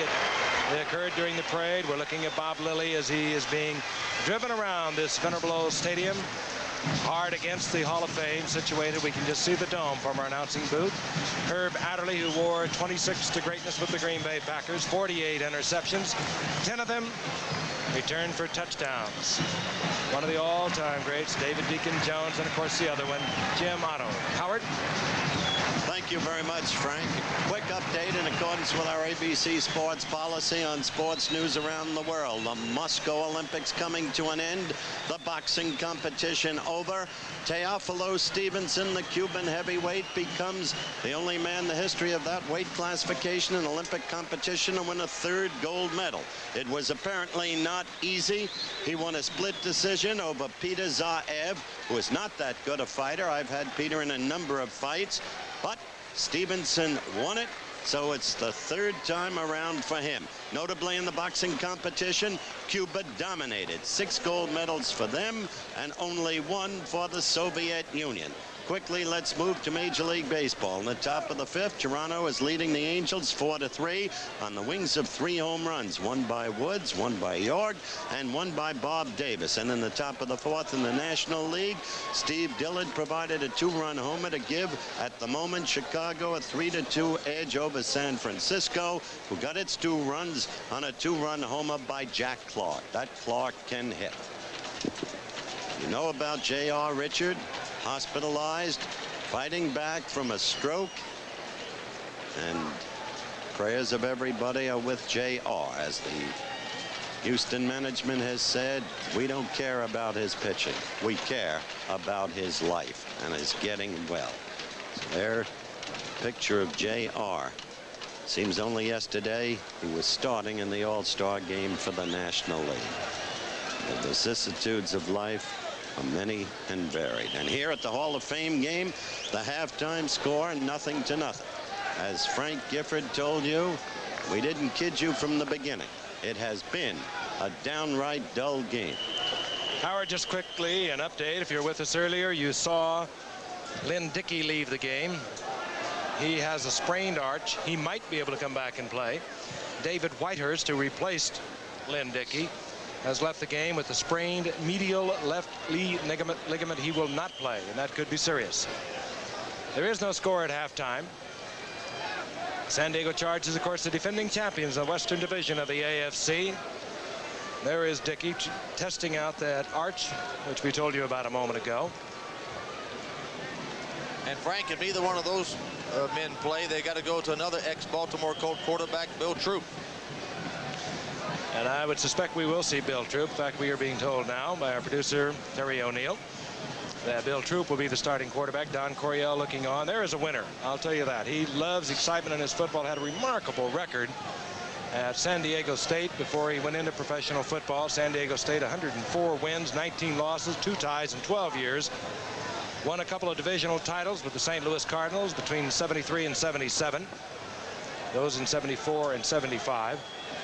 And in his very first full season with the Chargers, took the Chargers to their first divisional title since 1965. Here's Mike Wood. He'll kick off for the Chargers. Deep for the Green Bay Packers, number 25 is Japhus White. He's back there with Andra Thompson, number 89. White, the rookie from Texas I. A&I with it. Andre Thompson from the goal line. Thompson finds a gap and gets out to the 23-yard line, where the Green Bay Packers will take over. And they are bringing out Bill Troop. You remember him, back up to Burt Jones with the Baltimore Colts, 6'5", a 220-pounder. He signed as a free agent with Green Bay in June, played in Winnipeg last year. He was 4 years at Baltimore before that. He started 11 games in 78, as you recall, when Burt Jones had his problems. He also backed up Jones in 76 and 77. Best season for Troop. 1978, he had 10 touchdown passes in relief of Jones. 1st and 10. Ball inside the 25. The handoff goes to number 42. That's Walt Landers from Clark College. And Landers meanders around and gets over the line of scrimmage to the 21. Pickup of 1, where it'll be 2nd down and 9. Ricky Patton, number 30, is the other setback. Now in there for Green Bay, number 30, Ricky Patton. Another free agent that signed. You're looking at Walt Landers, 6 feet, 214-pounder, signed as a free agent in 78. He also was among the many Packers that underwent knee surgery last year. Give Landers a couple, it'll be 2nd down and 8. Ball out of the 27-yard line. Quarterback once again is Bill Troop. Troop out to Landers with a blocker in front of him. And Landers cuts to the inside, might have got more outside, gets over the 30 to the 31. Gain of 3 or 4. It'll be 3rd down and 3. Don Good in there defensively for the Chargers. These ex-Baltimore quarterbacks are positively expert at the quick hitch behind the line. Past that, they're in trouble. Well, you know, both guys, Kirkland and Troop, they both had high hopes for them in Baltimore. They had their chances in Baltimore and didn't quite make it. And now maybe they can develop late in their athletic career. We'll see. Troop, a 7-year man out of South Carolina. Looking out over a 3rd down and 3. San Diego lined up in their 4-3 defense. Going pretty much with their veterans. The flag is down. Troop sidearms it, gets it out to Ricky Patton. Patton struggles over the line needed for the 1st down, but again, a flag is down. I thought there was a hold on Jerry Dubb of the Chargers defensive secondary. Howard, that was very perceptive. 48. I think you're absolutely right. Referee once again, Jim Tunney. No score in the 1st half, not even a field goal attempt. Teams seesawing back and forth, middle of the field. Here's referee Jim Tunney. Apparently we're having technical difficulties. And the penalty, of course, declined. And the 1st down picked up by Green Bay. Warm, sticky day. Thunder showers in the morning, and we'll see if we can pick up this holding ball. Here's Ron Cassidy. He's got his hands on him. Now he's pushing him, and I guess they said that was holding. Maybe it was. I didn't see him hold Howard. Come on. 37-yard line for the Green Bay Packers. Suffered so severely through injuries last year. They've already lost a couple of quarterbacks here in the first preseason game. Ricky Patton, left side. Finds a little bit of a gap and squirts out to the 41-yard line for a pickup of 5. It'll be 2nd and 5. Don Good made a stop for San Diego. Our fans in Atlanta, Frank, might remember Ricky Patton. He played for the Falcons a couple of years. He had some pretty good moments with it. Pretty quick back, and we have another Packer down. That's Sid. That's Leotis Harris. Leotis Harris. Leotis Harris now being attended to on the 40-yard line by the Packer medical staff. And we'll be returning to Foster Stadium in Canton, Ohio after this.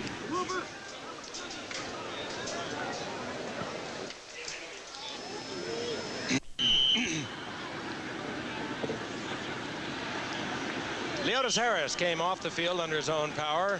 Looks to be all right. Sid Kitson has moved in at right guard for the Green Bay Packers. Number 64, it's second down and 6. The ball at the 41-yard line. Again, I'll remind you, no score in this game thus far, and San Diego appears to have been offside. Louis Kelcher, who is coming off knee surgery from a year ago, although he did play a little in the next to last game for San Diego against New Orleans. Louis Kelcher, all-pro, big man, 6'5", 282-pounder, number 74. There he is. Kelcher and Young on the left side, that's really a pair. Wilbur Young, 290-pounder. Louis Kelcher, 282-pounder over in the left side defensively for San Diego. And I don't think I have to tell you again, the referee's mic, Jim Tunney's mic, is not working here today. Second down and 1. Ball at the 46-yard line. Hand off is Ricky Patton, and Ricky Patton. Yardage for the first down out close to the 48-yard line before he's thrust backwards.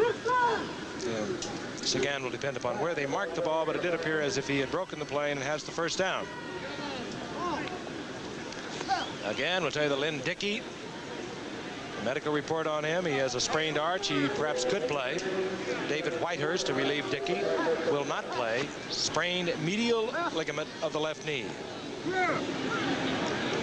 Steve Atkins, also back from knee surgery from San Diego.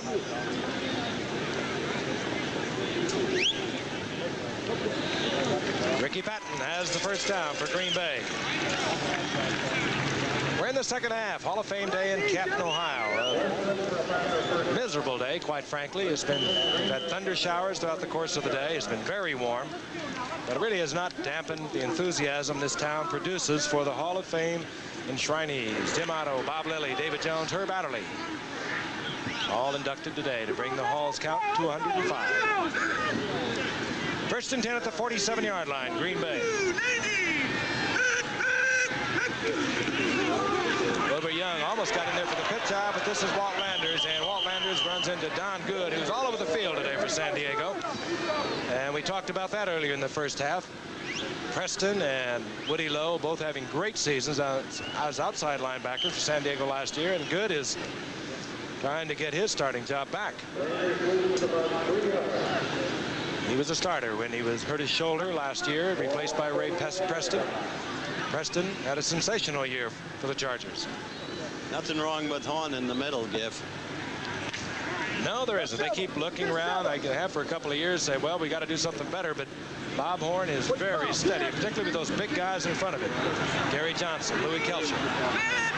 Loss of 2, it'll be second down and 12. Whistles blow. They've expired the 30 seconds, and it'll be 5 yards against Green Bay. You enjoying this game, Fran? Speak up over there. Give me a little help. Do a little analysis for me, will you? Well, I like to analyze that call there. It took him a little too long. They got to shorten their calls in the huddle. Bart's got plays take too long to call, evidently. Second down, 17. Ball back inside the 40-yard line of the Green Bay Packers.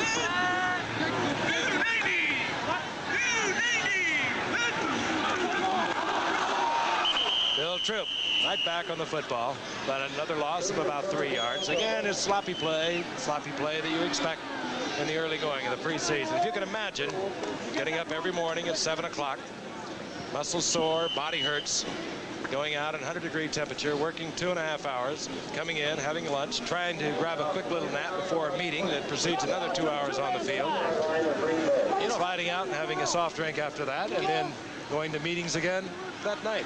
That's what they've been going through for 2 weeks. Third and 20.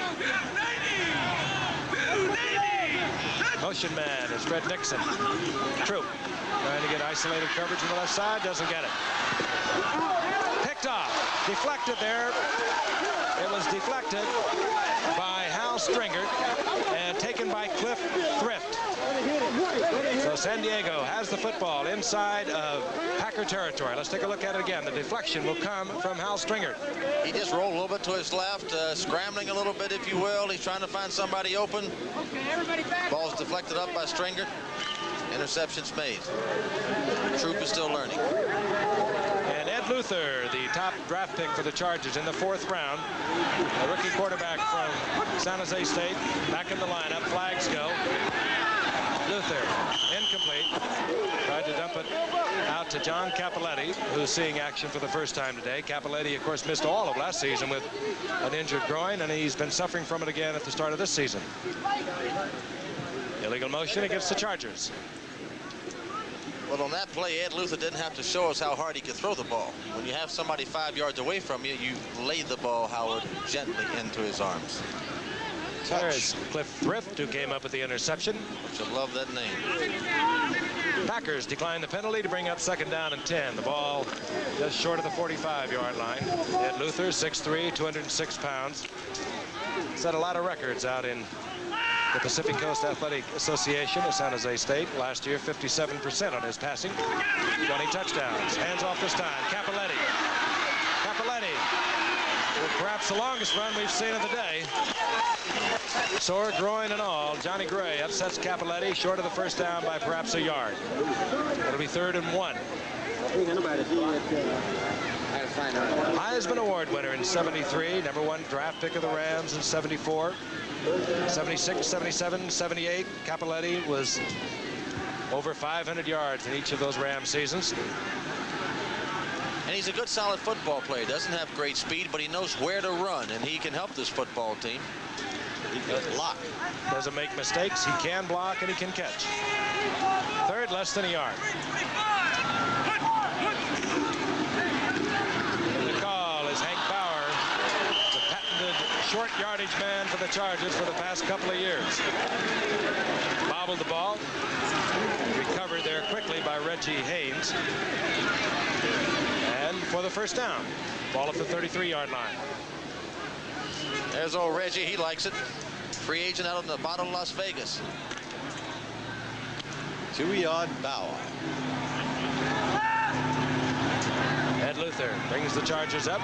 Harry Price is split out to the left. Wide receiver number 21. John Floyd, the other wide receiver. And this is Lydell Mitchell. Mitchell retains his balance. And Lydell Mitchell is running like he did for those 1,000-yard seasons that he had in Baltimore. It took us 36 minutes, ladies and gentlemen, but we just got a little action, and we got looked like Lydell Mitchell. Watch Wilkerson pull out here. Wilkerson leads the play, gives him a little block, slips the tackle, and Lydell Mitchell accelerates a little bit. Now, if he can give them that kind of running, that'll help this football team as well as Capoletti can. Those many years at Baltimore, 75, 6, 7, he was all over 1,000 yards. And he's just coming back from a knee problem over a year ago. Longest run of the game, 26 yards by Lydell Mitchell. Capoletti gets the call inside the 5, stays on his feet down at the 3-yard line. And that's what Capoletti does best. He had an option run there. He just ran to, as Lombardi would have said, run into daylight against the old Packers. 2nd and goal. Penn State backfield in there. Lydell Mitchell, of course, great performer there. Someday the NFL is going to run up a monument to Joe Paterno. Boy, he has produced some professionals. Timeout called by San Diego. Apparently, the young quarterback Ed Luther not satisfied with the personnel he had in the huddle. So with 2nd down and goal, he calls timeout. The ball at the 3-yard line, and we'll be back. With a little over 8 minutes remaining in the 3rd quarter from Canton, Ohio, Hall of Fame football game, the first serious threat of the game thus far. The San Diego Chargers have moved to a 2nd down and goal. The ball at the 3-yard line of the Green Bay Packers. Quarterback Ed Luther has Capoletti and Lydell Mitchell in the I formation. Handoff, bobbled by Mitchell and picked up in the air and then bobbled again. I believe Green Bay has it. Mitchell bobbled the ball, got it back, and it was jarred loose again, and he loses the football. It is Steve Luke who is always around the football for Green Bay. And Green Bay will have the football at the 5-yard line. Let's watch this replay and see where he puts the ball. Here's Luther going to make the handoff to Mitchell. Let's see if he gets the ball in there good. No, he hit Mitchell way too high. He's supposed to put it around the waistband there, and he put it up in his shoulder pads, up around his chest, and that's too high. And as a running back, I can tell you, a quarterback has got to put that ball on the belt there, because you saw Lydell Mitchell. He was looking for the option off the lead back. He was not looking for the ball. He was expecting it at the belt. He got it in the shoulders, and I would not blame Lydell for the fumble. 1st and 10, Green Bay. Bill Troop again, the quarterback. And off to Landers. Landers, maybe a yard. It'll be 2nd down and 9. Walt Landers, a 3-year man out of Clark College. Defensively, San Diego's really going with their personnel all the way. Wilbur Young's in there, Kelcher, Gary Johnson, DeJournay. They are, Frank, and on the offensive line, they've had their starting offensive line in the entire game, as well as their defensive line, as you just mentioned. Could that be Coryell? He does like to win. Yes, he does. An intense man. And a whale of a football coach. 2nd and 9. Inside handoff. Ooh, and close to a safety. Walt Landers struggled out of the end zone as Gary Johnson slithered in, collected Walt Landers. We'll have a 3rd down. The ball will be at the 1-yard line. Frank, we've said it many times, that is the best place on the field to throw the football. It's the hardest place to defend against the pass, and so many teams are content to try to run it out of there, and it's almost impossible to run it out of there. Now they're in a must-pass situation, and this is even more difficult. Yeah, when Bart Starr was quarterbacking, they had a 3rd down in a situation like this. You could almost bet. He'll give you a little play action, hang it up deep. We don't see that much anymore. I doubt if we'll see it now as Bill Troop looks over the San Diego defense, and they have expired their time on the clock. Well, he's going to give Bart a chance to tell him what to call here. He's going to go over. No, that was a deliberate timeout. Bill Troop calling timeout. Didn't like what he had called, and you're right. He's going over and chew the fat a little bit with Bart Starr. There's Zeke Bratkowski. I always wanted coach's help when it was 3rd and 15. I'm on my own 1-yard line. I didn't have any magic calls for that situation. I wonder if Zeke or Bart do. Oh, Green Bay quarterback Bratkowski. A lot of brain power there, huh? Oh, there is.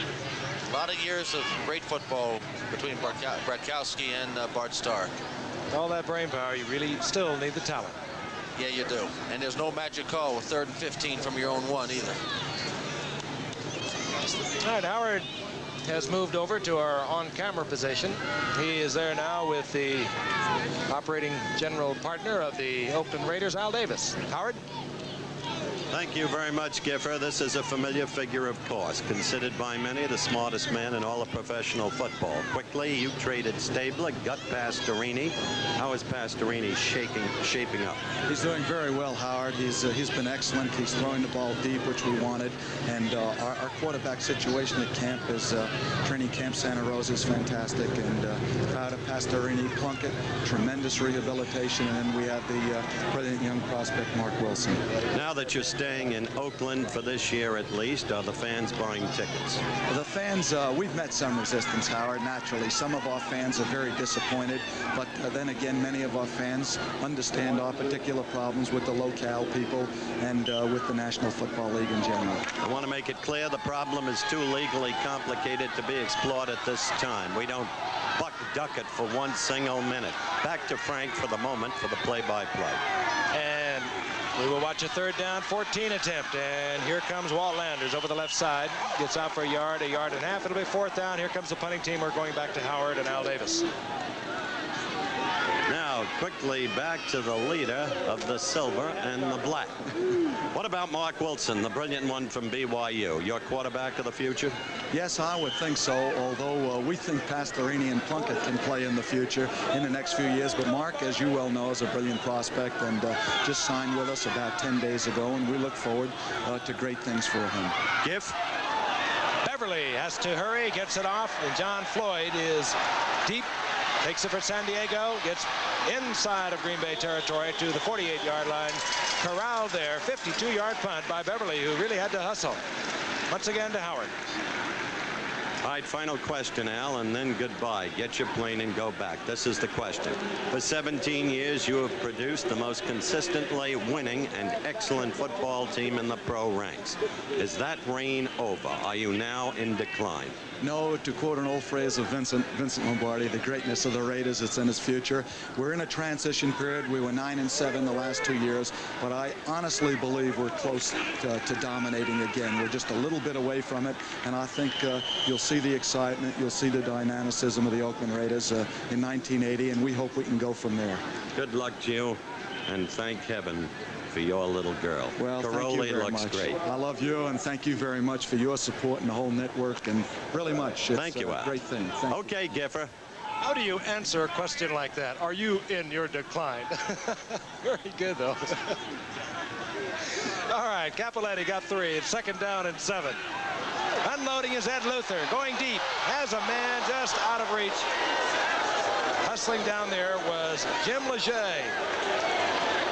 And Ed Luther just off the fingertips, and well, on a day when Jim Leger had not been working out twice a week, he might have got there. You'll see the legs collapse as he gets about to the 5-yard line. But I like the calls. The first deep pass we've had the entire day, and Luther called it, and Luther put it up, and he threw the ball pretty well. Day should have not reached quite as soon as he did. He might have had to catch. Francis, I love you. It's exactly what Al Davis said, and he said, that's why I got Pastorini. It's now a game for the deep throw. And 3rd down, 7. Luther again. Firing short, almost picked off. Intended for Lydell Mitchell. Almost picked off Mike Douglas. He was surprised to see the football. All right, now that we've had a break in the action for a second, Al is still sitting behind us. He's so pleased with what you just said about it's a game for the deep throw. Of course, Al's always liked the deep throw. He had the Mad Bomber LaMonica out there for so many years, those gazelles running after the ball, and he built his team on the deep pass. Cliff Olander in there to punt for San Diego. Starting to go to a lateral passing game, and we want to start going back and playing pressure. Olander pounds it. Because I really Japhus believe White that waits pressure for it at the football 5. is the answer in professional football. Out to the 14-yard line. Japhus White. Green Bay will take over their 14-yard line. We have 5:09 remaining in the 3rd quarter, and still no score on Hall of Fame Day in Canton, Ohio.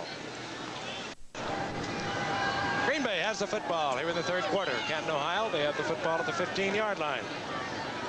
Well, new players running in and out of the lineup. Vicky Ray Anderson is in there at running back now for the Green Bay Packers, number 44. He's teamed with Ricky Patton, number 30. The quarterback remains Bill Troop with Ken Lickey and Lynn Dickey and David Whitehurst, both on the sidelines. Troop, a lot of time. Man open. Big tight end. Fred Nixon, who was lined up at tight end. This is a young man, a 4th-round draft pick, who everyone on this Packer team has been impressed with. Rookie out of Oklahoma. By the correction, that's Paul Columbia. I told you they're running a lot of men out of there.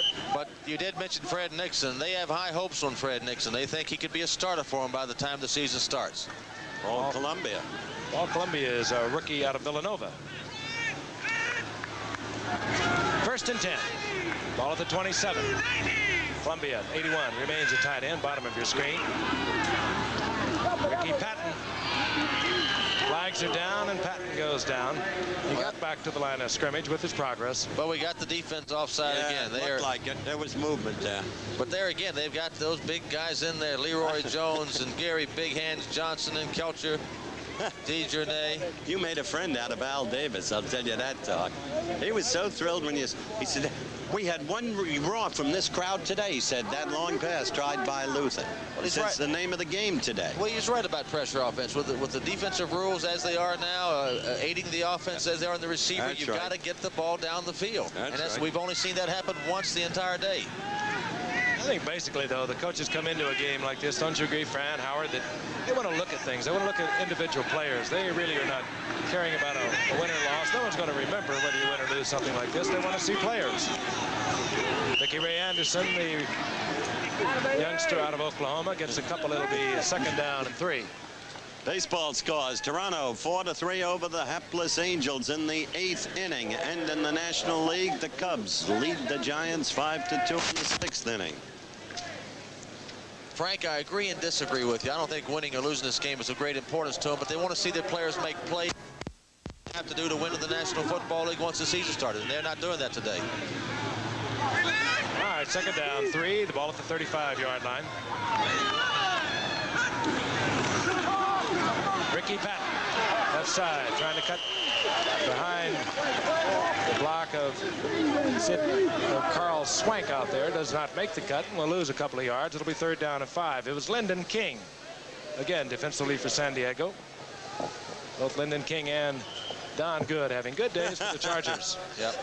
That's ridiculous. And that's the leading passing team in all of football a year ago. The San Diego Chargers, 8 yards passing. And oh, honesty, the Green Bay Packers offense just cannot go against the defense as good as the San Diego Chargers. That has something to do with their ineptness on offense. So they're just not a match for this defense. Point out again, Burt Jones played 1 series. That was it for Burt Jones, who led all the passers last year. And leaving the ball at the center is Bill Troop, and there's a wild scramble, as there usually is.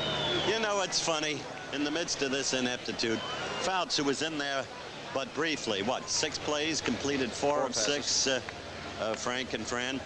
He gained 26 yards as San Diego gets the ball. He gained 26 yards, and the other quarterbacks have given back 18 of it during the game. Louis Kelcher gets the football for San Diego. Let's take a look at it again. They need him to come back in a big way. Before he got hurt, he might have been one of the better defensive tackles in football. Can he come back? We'll find out. He gets a good charge off the ball. And the one thing he can do is recover a fumble between his knees. He is huge. He is huge. The size of that body, he could recover about 10 at a time. On 1st and 10, Lydell Mitchell. No running room. Mitchell lowers the head, drives the ball forward, gets to the line of scrimmage. That's it. That line of scrimmage at the 30-yard line. There's a suggestion from the truck that Kelcher is overweight. No, that's the way Louis looks. He is utterly huge. At the Lombardi dinner in 1975, I sat next to him down in Houston, and I tell you, he took 4 chairs at once. Ed Luther with second down and 10. Out of time, throws it low, but it's collected there.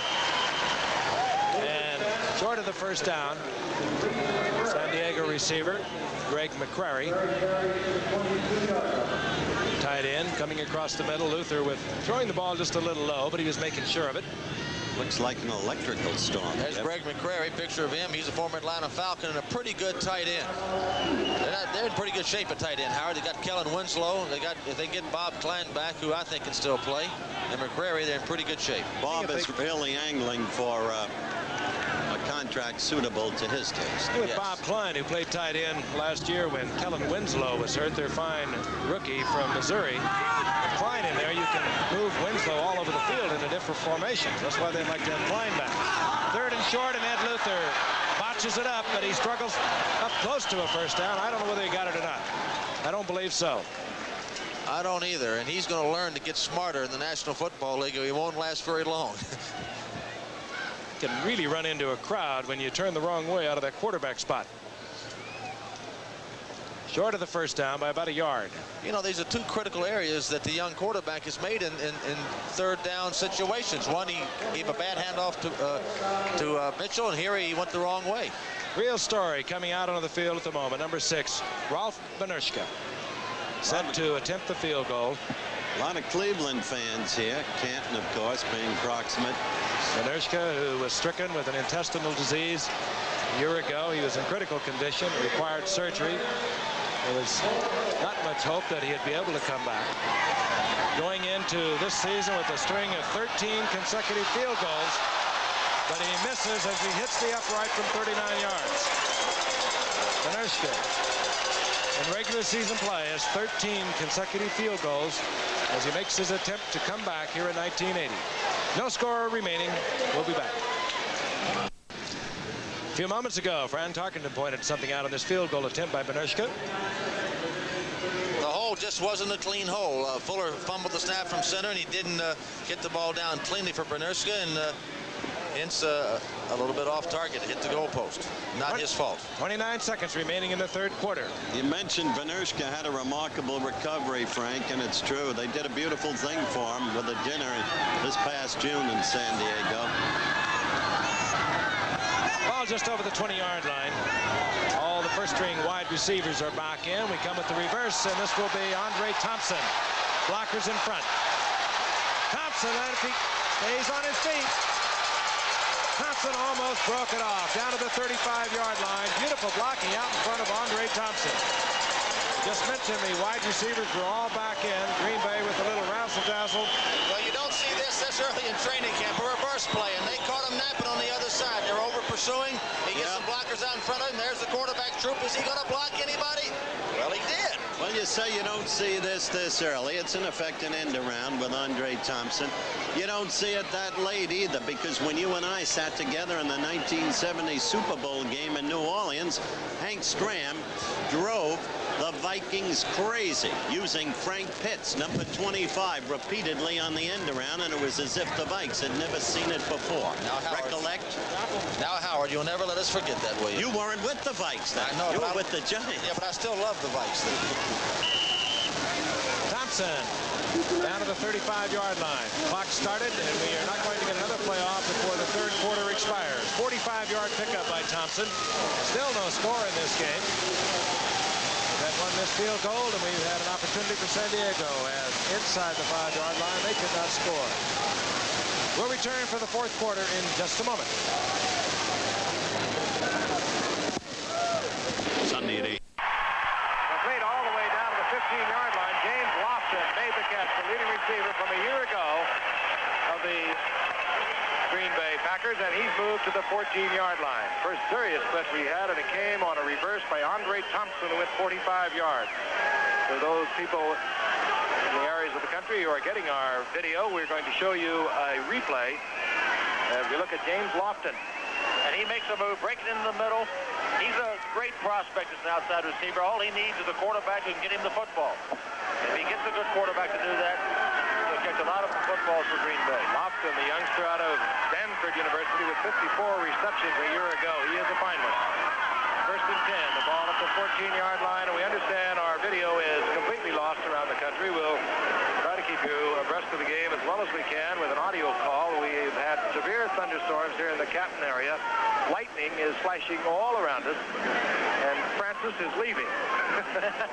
We'll be back in Canton, Ohio. Rainy, thunderstormy Canton, Ohio. Again, from Canton, Ohio, Frank Gifford along with Howard Cosell. Fran Tarkenton, we are experiencing technical difficulties that we really don't understand at the moment. We have a great deal of lightning in the area. But again, we are in the fourth quarter of the first preseason game of the 1980 NFL season. 14-11 remaining. Green Bay has the football. First and 10, the ball at the 14-yard line of the San Diego Chargers. Quarterback is Bill Troop, who replaced Lynn Dickey and an injured David Whitehurst. Hands off to Ricky Patton. Ricky Patton turns inside, gets inside the 10-yard line down to about the 8-yard line, where it'll be second down and 6. Jim Laslovic, that middle linebacker, number 54, made the stop defensively for San Diego. Laslovic, who missed all of last season with a knee injury, of course had many good years with Detroit. Now we are told our video has returned. Only you would know. That is second down and 5. All at the 9. Handoff is Patton once again. Right side, spins and twists inside the 5. Gets the first down. It'll be first and goal for Green Bay. I want to tell you, this lightning is getting a little bit frightening. And Gifford has a career record with lightning. He caused the game to be called by lightning, the last All-Star game ever played in Chicago. He caused the coaches All-America game in Lubbock, Texas to be called the same year. That was its last game. That little guy with the cloud over his head. Joe Bluffer. Why don't you finish it up, Frank? Fran and I are going to safety. In the meantime, the Packers may score a touchdown here. They're looking pretty good in this drive. Their offensive line's taken over a little bit. And Bill Troop, who's not very familiar with this offense, hasn't been here very long, and he's got to come back for a little help again. That's 3 timeouts to check his calls with Coach's star. That means he has no more timeout. Whoa! Did you see that lightning bolt? Keep your eyes on the game, guys. It'll be first and goal at the 3-yard line, and there's a game that I'm looking forward to. The Pittsburgh Steelers. Well, there's no question the Pittsburgh Steelers and how good they are, but I've been out to see the Falcons work out a couple of times in the last week, and they are looking for a much improved football team, and they've got some players, and they've got a great young tight end, Junior Miller, the kid from Nebraska. From Nebraska, and I'm telling you, he can play like a Russ Francis or that caliber player. You notice the Steelers sold their backup quarterback, Krujek, to Washington, and they're going with that youngster Malone from Arizona State. All right, we're organized now. At least our quarterback, Bill Troop, is. He's used all of the 3 of his timeouts. He has the first and goal. The ball at the 3-yard line. Jacob White is the ball carrier, and White slips one tackle and gets back to the 4. He'll lose 1. It'll be second down and goal at the 4-yard line. Excuse me, this is, again, we have players wearing double numbers. I identified Harlan Huckleby of Michigan as Jason White. They are both wearing 25. We'll have Pittsburgh and Atlanta August 15th, August 24th, the Eagles at New England, and the regular season. Talk to you about that in a moment. Second down and goal. Play action, fake, and down goes Troop. He holds on to the football miraculously at the 15-yard line because he was really powdered. Stringer coming in from not a safety blitz, from a corner blitz, if you will. He saw the action going the other way, and he just released himself. Well, you know, and this, down to the goal line, they'll do that a lot. Troop should have been aware that that guy might be coming and gotten rid of the ball quicker. Heads up, because you saw both backs going. Stringer knew he had no assignment, no coverage, and he just followed the action and sacked Troop back at the 13-yard line. Third down and goal from there. Brett Nixon comes in, number 85, brother 84. Troop fires and it's incomplete. Wouldn't have helped you if he completed it. In that situation, you've got to throw it for the end zone if another bolt of lightning pops near it. I am Howard, how long do we have to stay? Start spreading the news. We're leaving today. And it is getting dark. The lightning is here. The thunder is here. And still the fans, most of them have remained. I don't want out goes the field goal unit. That means Tom Burney. And there's an interesting situation. That is. Plays here with the Green Bay Packers. Chester Markle, hurt last year. He was replaced by Burney. He was teaching school, brought in October. And he is going to miss his attempt that would have put the Packers out in front. Burney from 30 yards. Complete your story. Hold it, a flag is down. I think San Diego is offside right in the middle of their line. Look at that, they surged too quick. The flag is down. And it is against Green Bay, so San Diego will take over. I call that one right. Refuse the penalty. To finish your story, Frank, they brought the kid Burney in. He connected on 7 out of 9. Markle became extremely depressed, was going to quit football in the offseason, came back to give it a try. The same Chester Markle who a few years back stunned the league with his place-kicking efficiency. He was good when he came up, and I don't know what has happened to him lately, but he used to be one of the premier kickers in football, and he's not an old man. He was struggling a year ago, 4 of 10 when they went in to play the Jets. Hurt his knee, had surgery. All right, we have timeout here in Canton, Ohio. We'll be returning in just a moment.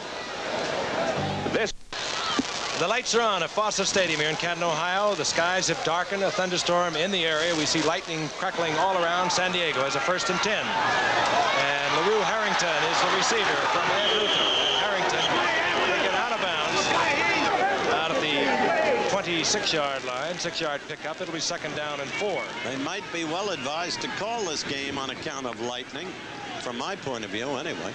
Well, Howard, I certainly hope it doesn't start raining because it might impair this great offensive show we're seeing. They played under lights like these when the Canton Bulldogs beat the Providence Steamrollers in 28. Penalty on that play. Jim Tunney has marked it off. Illegal motion against the San Diego Chargers. That takes the ball back to the 15-yard line. It'll be first down 15. Can we suggest a continuous clock? Should run the clock on incomplete passes. Ed Luther seeing a lot of action here in the second half. Draw play goes to LaRue Harrington. Harrington back to the original line of scrimmage, the 20-yard line. Perhaps a yard more. It'll be second down 9. LaRue Harrington, we talked about him earlier. 6 feet tall, 210-pound rookie out of Norfolk State. 6th-round draft pick, but many thought he was a 6th-round pick. Should have gone higher had it not been for knee surgery after his '79 collegiate season. Ooh, that's close. Ed Luther directing the San Diego attack, the rookie from San Jose State. Man open, fires, and it's incomplete, intended for John Floyd, who, again, might have put those hands up a little too early. The ball was thrown long, but he just got him up a little too early.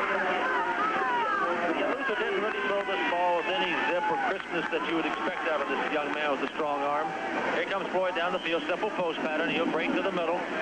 Wide open, plenty of room to get the ball in. It was catchable, but the ball should have been thrown better than that. 3rd down 9. Youngster from San Jose State. Great credentials, taken in the 4th round, San Diego's first pick of the draft. Fires over the middle, is complete this time, and John Floyd holds on, has the first down out near the 34-yard line. We mentioned earlier that Floyd was a good replacement, but let's see.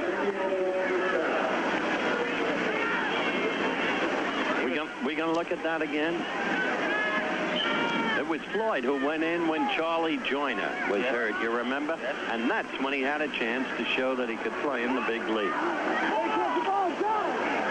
And Floyd was limping earlier, and he has now left the field. And Jim Leger, first-year man out of San Jose State, played with this quarterback, Ed Luther, in there for Floyd, but this is LaRue Harrington.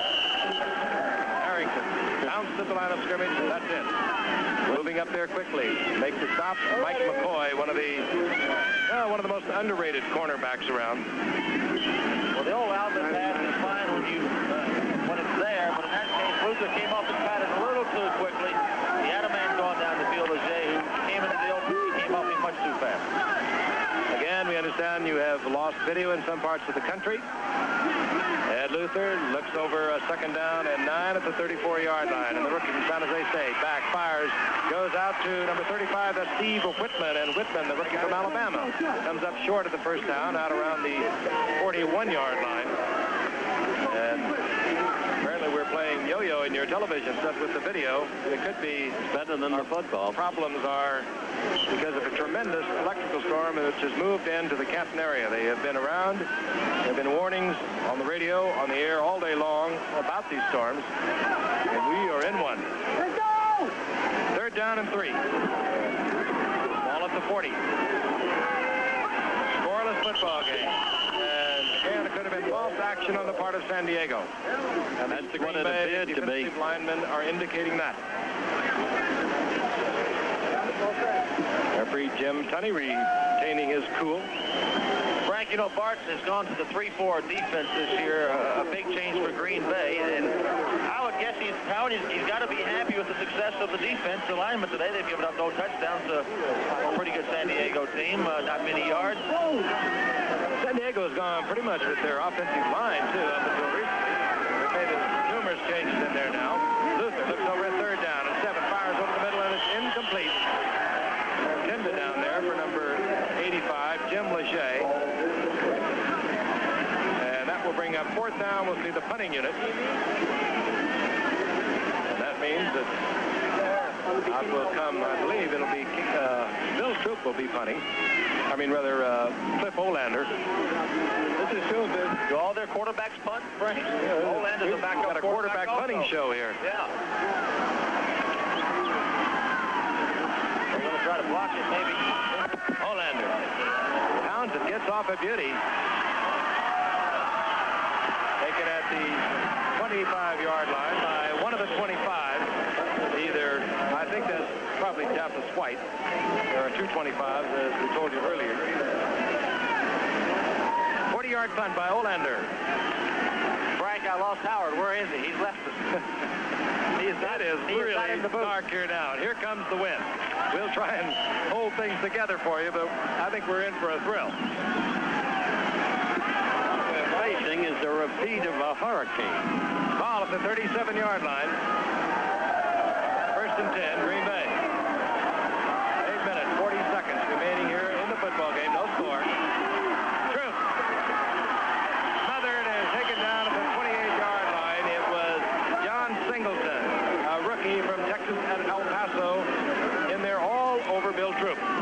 what you call, ladies and gentlemen, hail.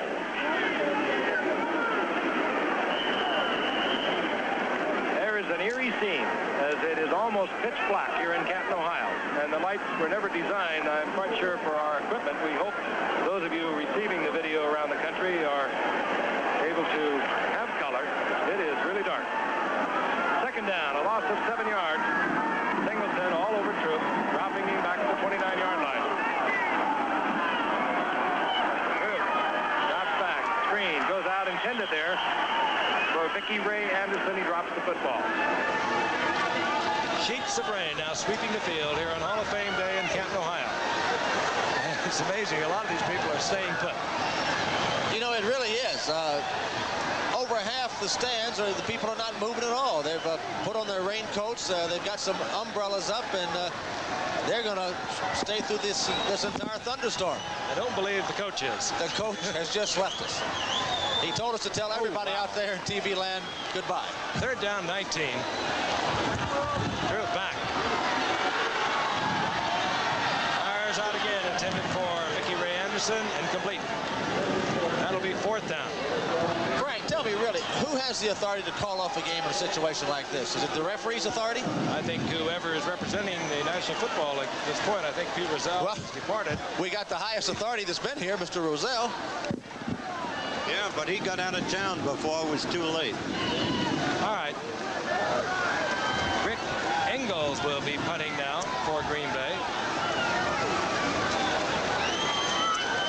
Deep for San Diego. We'd like to tell you it's just a little dark down there at the moment.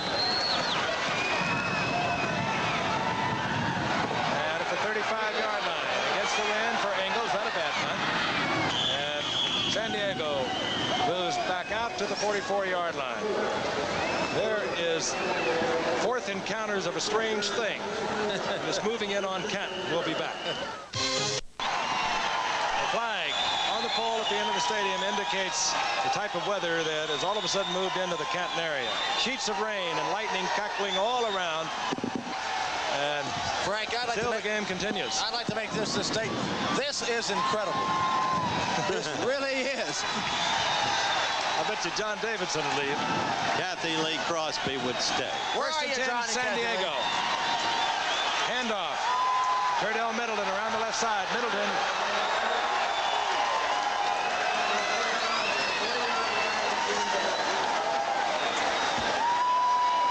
LaRue Harrington sweeps the left side. And I'll tell you, it is very difficult now. I'm sure that... I mean, it's buckets. It's sheets. This is LaRue Harrington. Harrington, the rookie out of Norfolk State, gets the ball down to the 40-yard line of Green Bay, first and 10. And wow, look at that. Inside handoff. Steve Whitman, a rookie from Alabama, breaks a tackle inside the 30, down to the 27-yard line. Up into there, Mike McCoy. You better hope and pray somebody scores before we have to go into overtime. Play an extra I never period. thought about that. We're going to test the drainage capability of this field here at Fawcett Stadium. We might be testing the drainage capability of Ohio. Hey, there are your brave men. That's right. I'd like to tell you who that cameraman is. We know him, but we don't know which one it is. That's Dorfer, I believe, yeah. The Dorfer. On first and 10, getting the call. Whitman again, pounds up the middle, gets about 3. Now the winds are coming. And there are people in the stands who still have not moved. Gain of 5 there by Whitman. Second down and 5. You see Don Coryell a while ago as we look at Bart Starr. Shirt sleeves, racing up and down the sidelines. That's what you call back in the sunny climes of California. Fumble. Why not? Pile up. Who's got the football? I've got to say, this has been the most exciting part of the day, though, guys. I have now decided that Gene Klein, the owner of the Chargers, is the smartest man in the league. Ed Luther. He did not come here today. He's plagued by a bad back, as you know, Frank. I saw a moment ago Ed Luther, the quarterback, the rookie from San Jose State, falling on the ball. There's Don Coryell. He doesn't even have a rain hat on or a raincoat. I don't even know that Don knows it's raining or not. Third down and 7, a loss of a couple. Ball at the 24-yard line, and Luther bobbles it again, gives it off, I believe, to Whitman once again. Or Lydell Mitchell, that is. Mitchell will lose a couple more, and it'll be fourth down. And the sky is starting to lighten up a little bit to the left, if you can believe that. Timeout has been called, San Diego. San Diego has called timeout. We have a fourth down and 7. And Ed Luther will move over to talk to Don Coryell. Very cool on the sidelines amid a very hectic atmosphere. The situation in Canton, Ohio, 5:29 remaining in this game. Lightning flashing all around. Many of the people, remarkably, have stayed here. And this game apparently has been called. With the score, 0-0. I don't know whether it's delayed or called. It is not over. It is delayed, we are told now. The players are leaving the field. Fans are all over the players. I think some of the players might feel the game is over. But we are told that it will be delayed, and another bolt of lightning streaks across the sky, and it is really spooky here in Canton. No score in the game.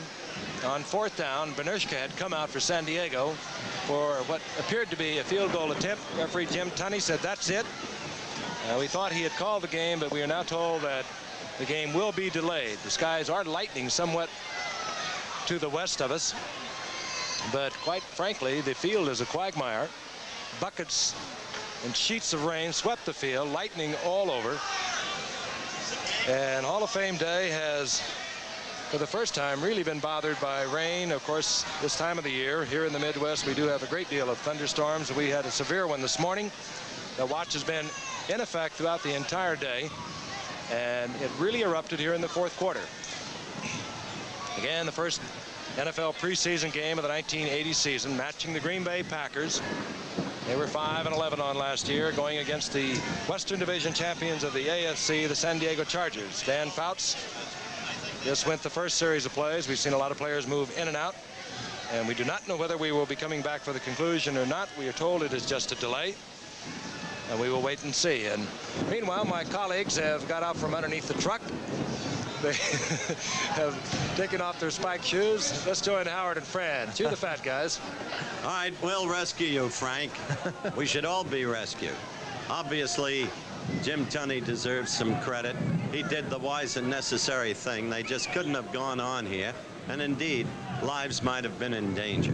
Whether or not they're going to resume this game, I don't know. That remains to be seen. Frankly, I wouldn't. Well, I hope they don't. It is a dangerous situation. Whenever you have lightning, it is. If we're on a practice field, I know the coaches would call practice in a situation like this, and they shouldn't endanger the players or the people doing the game or the people viewing the game. Lee Trevino could write a book about the effects of a lightning strike. Yes, he could, and it hasn't been much precedence for games to be called with lightning around, but we should set one today. We have games called when Gifford does them. I've mentioned the Chicago All-Star game, the Coaches All-America game at Lubbock, which he was party to the death of, and now this one today. So he's consistent. I tell you, see if Chet Forty is going to take... All right, we're going to get a shot of... Look at that. That's the kind of lightning bolt. Our director, Chet Forty, froze this picture on that lightning. That's what we've been facing for the last 30 minutes. And it was unwise to have gone any further. Chester 40, that is some shot. That really is, and that's what we haven't. You know, Howard, a while ago we were talking about a story about so many of the veteran players staying out of camp. You mean quality players, good team players, like a Jack Youngblood, a Jim Youngblood, a Dennis Harrow. Larry Brooks. Larry Brooks. Do you think the reason is because of the big contracts that the rookies have gotten this year? Johnny Lamb Jones started the New York Jets. Billy Sims supposedly got in excess of $1 million to sign, and these guys are not making that kind of money. I think it's a factor. They want to use every bargaining weapon they can to get what they can. But Terry, would you put up a list? Yes. There you are. Here are the vets in the NFC who are not in camp. Just to speak further to the point, Galbraith's an interesting case. There's no better back in the league coming out of the backfield as a pass receiver than he. He's been given a deadline of Monday, I think, by Steve Rosenblum of the Saints. You always think that you got malcontents who stay out in situations like this, but we're looking at a group of players up there that are night malcontents. They're quality football players, quality people. And I would imagine that a Jack Youngblood, who's not making anywhere near the money that some of these rookies are making, and he's been the premier defensive end in professional football for years, is somewhat upset and wants more money. Well, that's an old story, of course. And, of course, they'll be heard from in 1982 to the sore chagrin of the commissioner and the owners when they seek possibly free agency. I'm sure they will, and I'm sure they're going to be encouraged by what happened in baseball this year, because in my estimation, the baseball players took the owners to the wall and the owners gave in. And I'm sure that Mr. Garvey's going to say that to the players again and say you can do the same thing in football. And the baseball owners did the football owners no favor when they gave in their situation. All right. That's pretty forthright. What do you think of that, Howard? I think you're being pretty forthright about it. I also think that John Riggins, as this whole stadium is now emptied out, enough was enough. So I doubt strongly that they'll resume this game. John Riggins has a year to go this year on his contract and then an option year. And that's why he's home in Kansas right now, because he's trying to force Jack Kent Cooke, Edward Bennett Williams, and Bobby Beathard into the kind of contract he wants. He comes off his greatest year. But his, and that's an interesting thing, because he's one of the higher priced or paid players in football. His contract has been rumored to be, what, in the $300,000 range, because I know in Minnesota we tried to sign him and couldn't because the Redskins gave him such big money. I cannot imagine his being a money situation such as the other players. It may be something else. Do you know? No. Okay, that takes care of that. All right. Here's a final baseball score. The Angels rallied to beat the Toronto Blue Jays. The score was 5-4. That's final.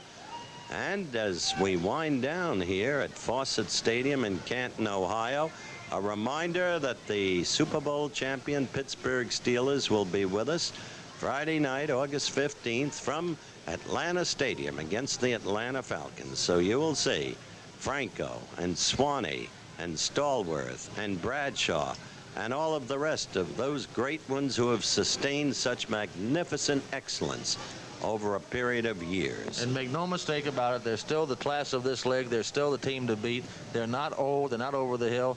I've never met Chuck Noll, but I've played against his teams, and I read the articles recently in Sports Illustrated, and I really think that he has done a magnificent job, has been not heralded as much as some of the other coaches, the Landrys and the Shules. He doesn't go for the publicity. Paul Zimmerman did write a good series in SI. Chuck Noll wants to be known as a teacher, and how successful he's been. In the meantime, NCAA college football begins Monday, September 1st, and we've got a great schedule there coming up for you, too. Monday night football, the regular season, September 8th, and we open with one of the classic rivalries of the league, the Dallas Cowboys at RFK Stadium against the Washington Redskins. And boy, what a game they put on last year. What a pair of games, in fact. And that's going to be an interesting team this year. The Dallas Cowboys without Roger Staubach. Can Danny White play? Can Too Tall Jones come back? And can he work together with a John Dutton and the Randy White and a Harvey Martin in that defensive line? It's going to be an interesting season for the Dallas Cowboys. Well, it's interesting to watch Tom Landry respond to this challenge. In a sense, it's made him young again. He's excited about it. He flew in last night on the red eye in order to make the presentation of Bob Lilly in that moving ceremony today. And when we talk to him about some of the new problems he faces, he's more than ready for them. I think he's going to find himself happy to be tested all over again as a great coach. Well, he's not the favorite guy again. Every other year, everybody says Dallas should win the Super Bowl. This year, nobody is saying that. They've got some questions, and some big question marks coming off of last year. And I think he has a chance to have a better football team, although he's not going to be better at quarterback because Staubach was magnificent last year. Yeah, I thought you were putting on a little bit there. All right. We will be back here in Canton, Ohio, as the lightning wanes. In just one moment, the Giffer will put his jacket on for the occasion. All right, there you see the score. When the game was stopped with 5 minutes and 29 seconds left, dangerous bolts of lightning, hail pouring upon us, and so, wisely, referee Jim Tunney stopped the contest. We don't know whether or not they'll resume. Before we talk, Frank and I, we will not run over our normal program time, so that if the game were resumed after we left the air, consult your local newspaper. If they resume it, Howard, they're going to resume it score. without any medical equipment on the sidelines. The game has been called. It has been called. Just received word officially it's been called. We didn't see a lot today, to be expected. We noted early in the contest, early in the telecast, that you'd be seeing a lot of substitutes. That's the usual routine in this kind of affair. And the tragedy for Green Bay, they lost their 2 quarterbacks. So for how long, we don't know. Dickey and Whitehurst, and they've got problems there anyway of who to go with. They've got some fine young players, but they need some leadership at that position, and now they don't know where to go. In case you weren't with us, it was David Whitehurst replacing Lynn Dickey. Lynn Dickey had a sprained arch, and he went out. Whitehurst came in. David Whitehurst, who started 34 straight games before Dickey took over last year. Well, Whitehurst could be the most serious because we heard from the locker room from the Green Bay people that he had a sprained medial ligament in the left knee. That could be very serious. Goodness. That could mean even a walking cast. Well, a positive thing for both teams. Green Bay had to be happy with the 3-man line on defense they experimented with, and I think that the San Diego Chargers had to be happy with the way Lydell Mitchell ran and the way John Cappelletti ran. And briefly they did, but they did look good. Well, there was that one brief flash by Lydell Mitchell where he was the old slithery kind of back. And there was that one brief flash by John Cappelletti. And they're certainly important to the San Diego success this year. If they can get a good year out of those two, it would help them a great deal. What else you got to say? Well, what else there, Frank? Well, there's no need to vamp much longer because pretty soon Frank will be reading the closing credits. There are some noisy fans down below, and in the light of some of the recent activities involving fan violence in this country, we hope that the good people of Ohio don't follow that unseemly pattern. Let's just recap once again. The game was called, 5:29 remaining in the 4th quarter. There was no score, but it was a memorable day nevertheless for 4 of the Hall of Fame inductees. Bob Lilly, of course, a great tackle for Dallas. Jim Otto from the Oakland Raiders. And, of course, well, Deacon Jones, he's been all over your back many times. Yes. And Herb Adderley, probably the finest cornerback that ever played this game of football. There they are, the 4 Hall of Fame inductees. They join 101 others to bring the Hall of Fame count now to 105, and it was a touching moment, no matter the weather. Yeah, and 3 of these guys, Lilly, Jones, and Adderley, Frank, came up the same year I did, 1961, so I really especially enjoyed seeing them get into the Hall today. And you will be in the Hall of Fame in a matter of a few short years, my friend, and you deserve it. You were a 3rd-round draft choice. I thought they overrated you then, but you proved me wrong. See you both in Atlanta. We're ready to go, Frank. Once again, no score in this inaugural game of the 1980 NFL season. Travel arrangements made through and a promotional fee paid by United Airlines. United flies more people to Hawaii than any other airline. That's what friendly skies are all about. This has been a presentation of ABC Sports, recognized around the world as a leader in sports talk.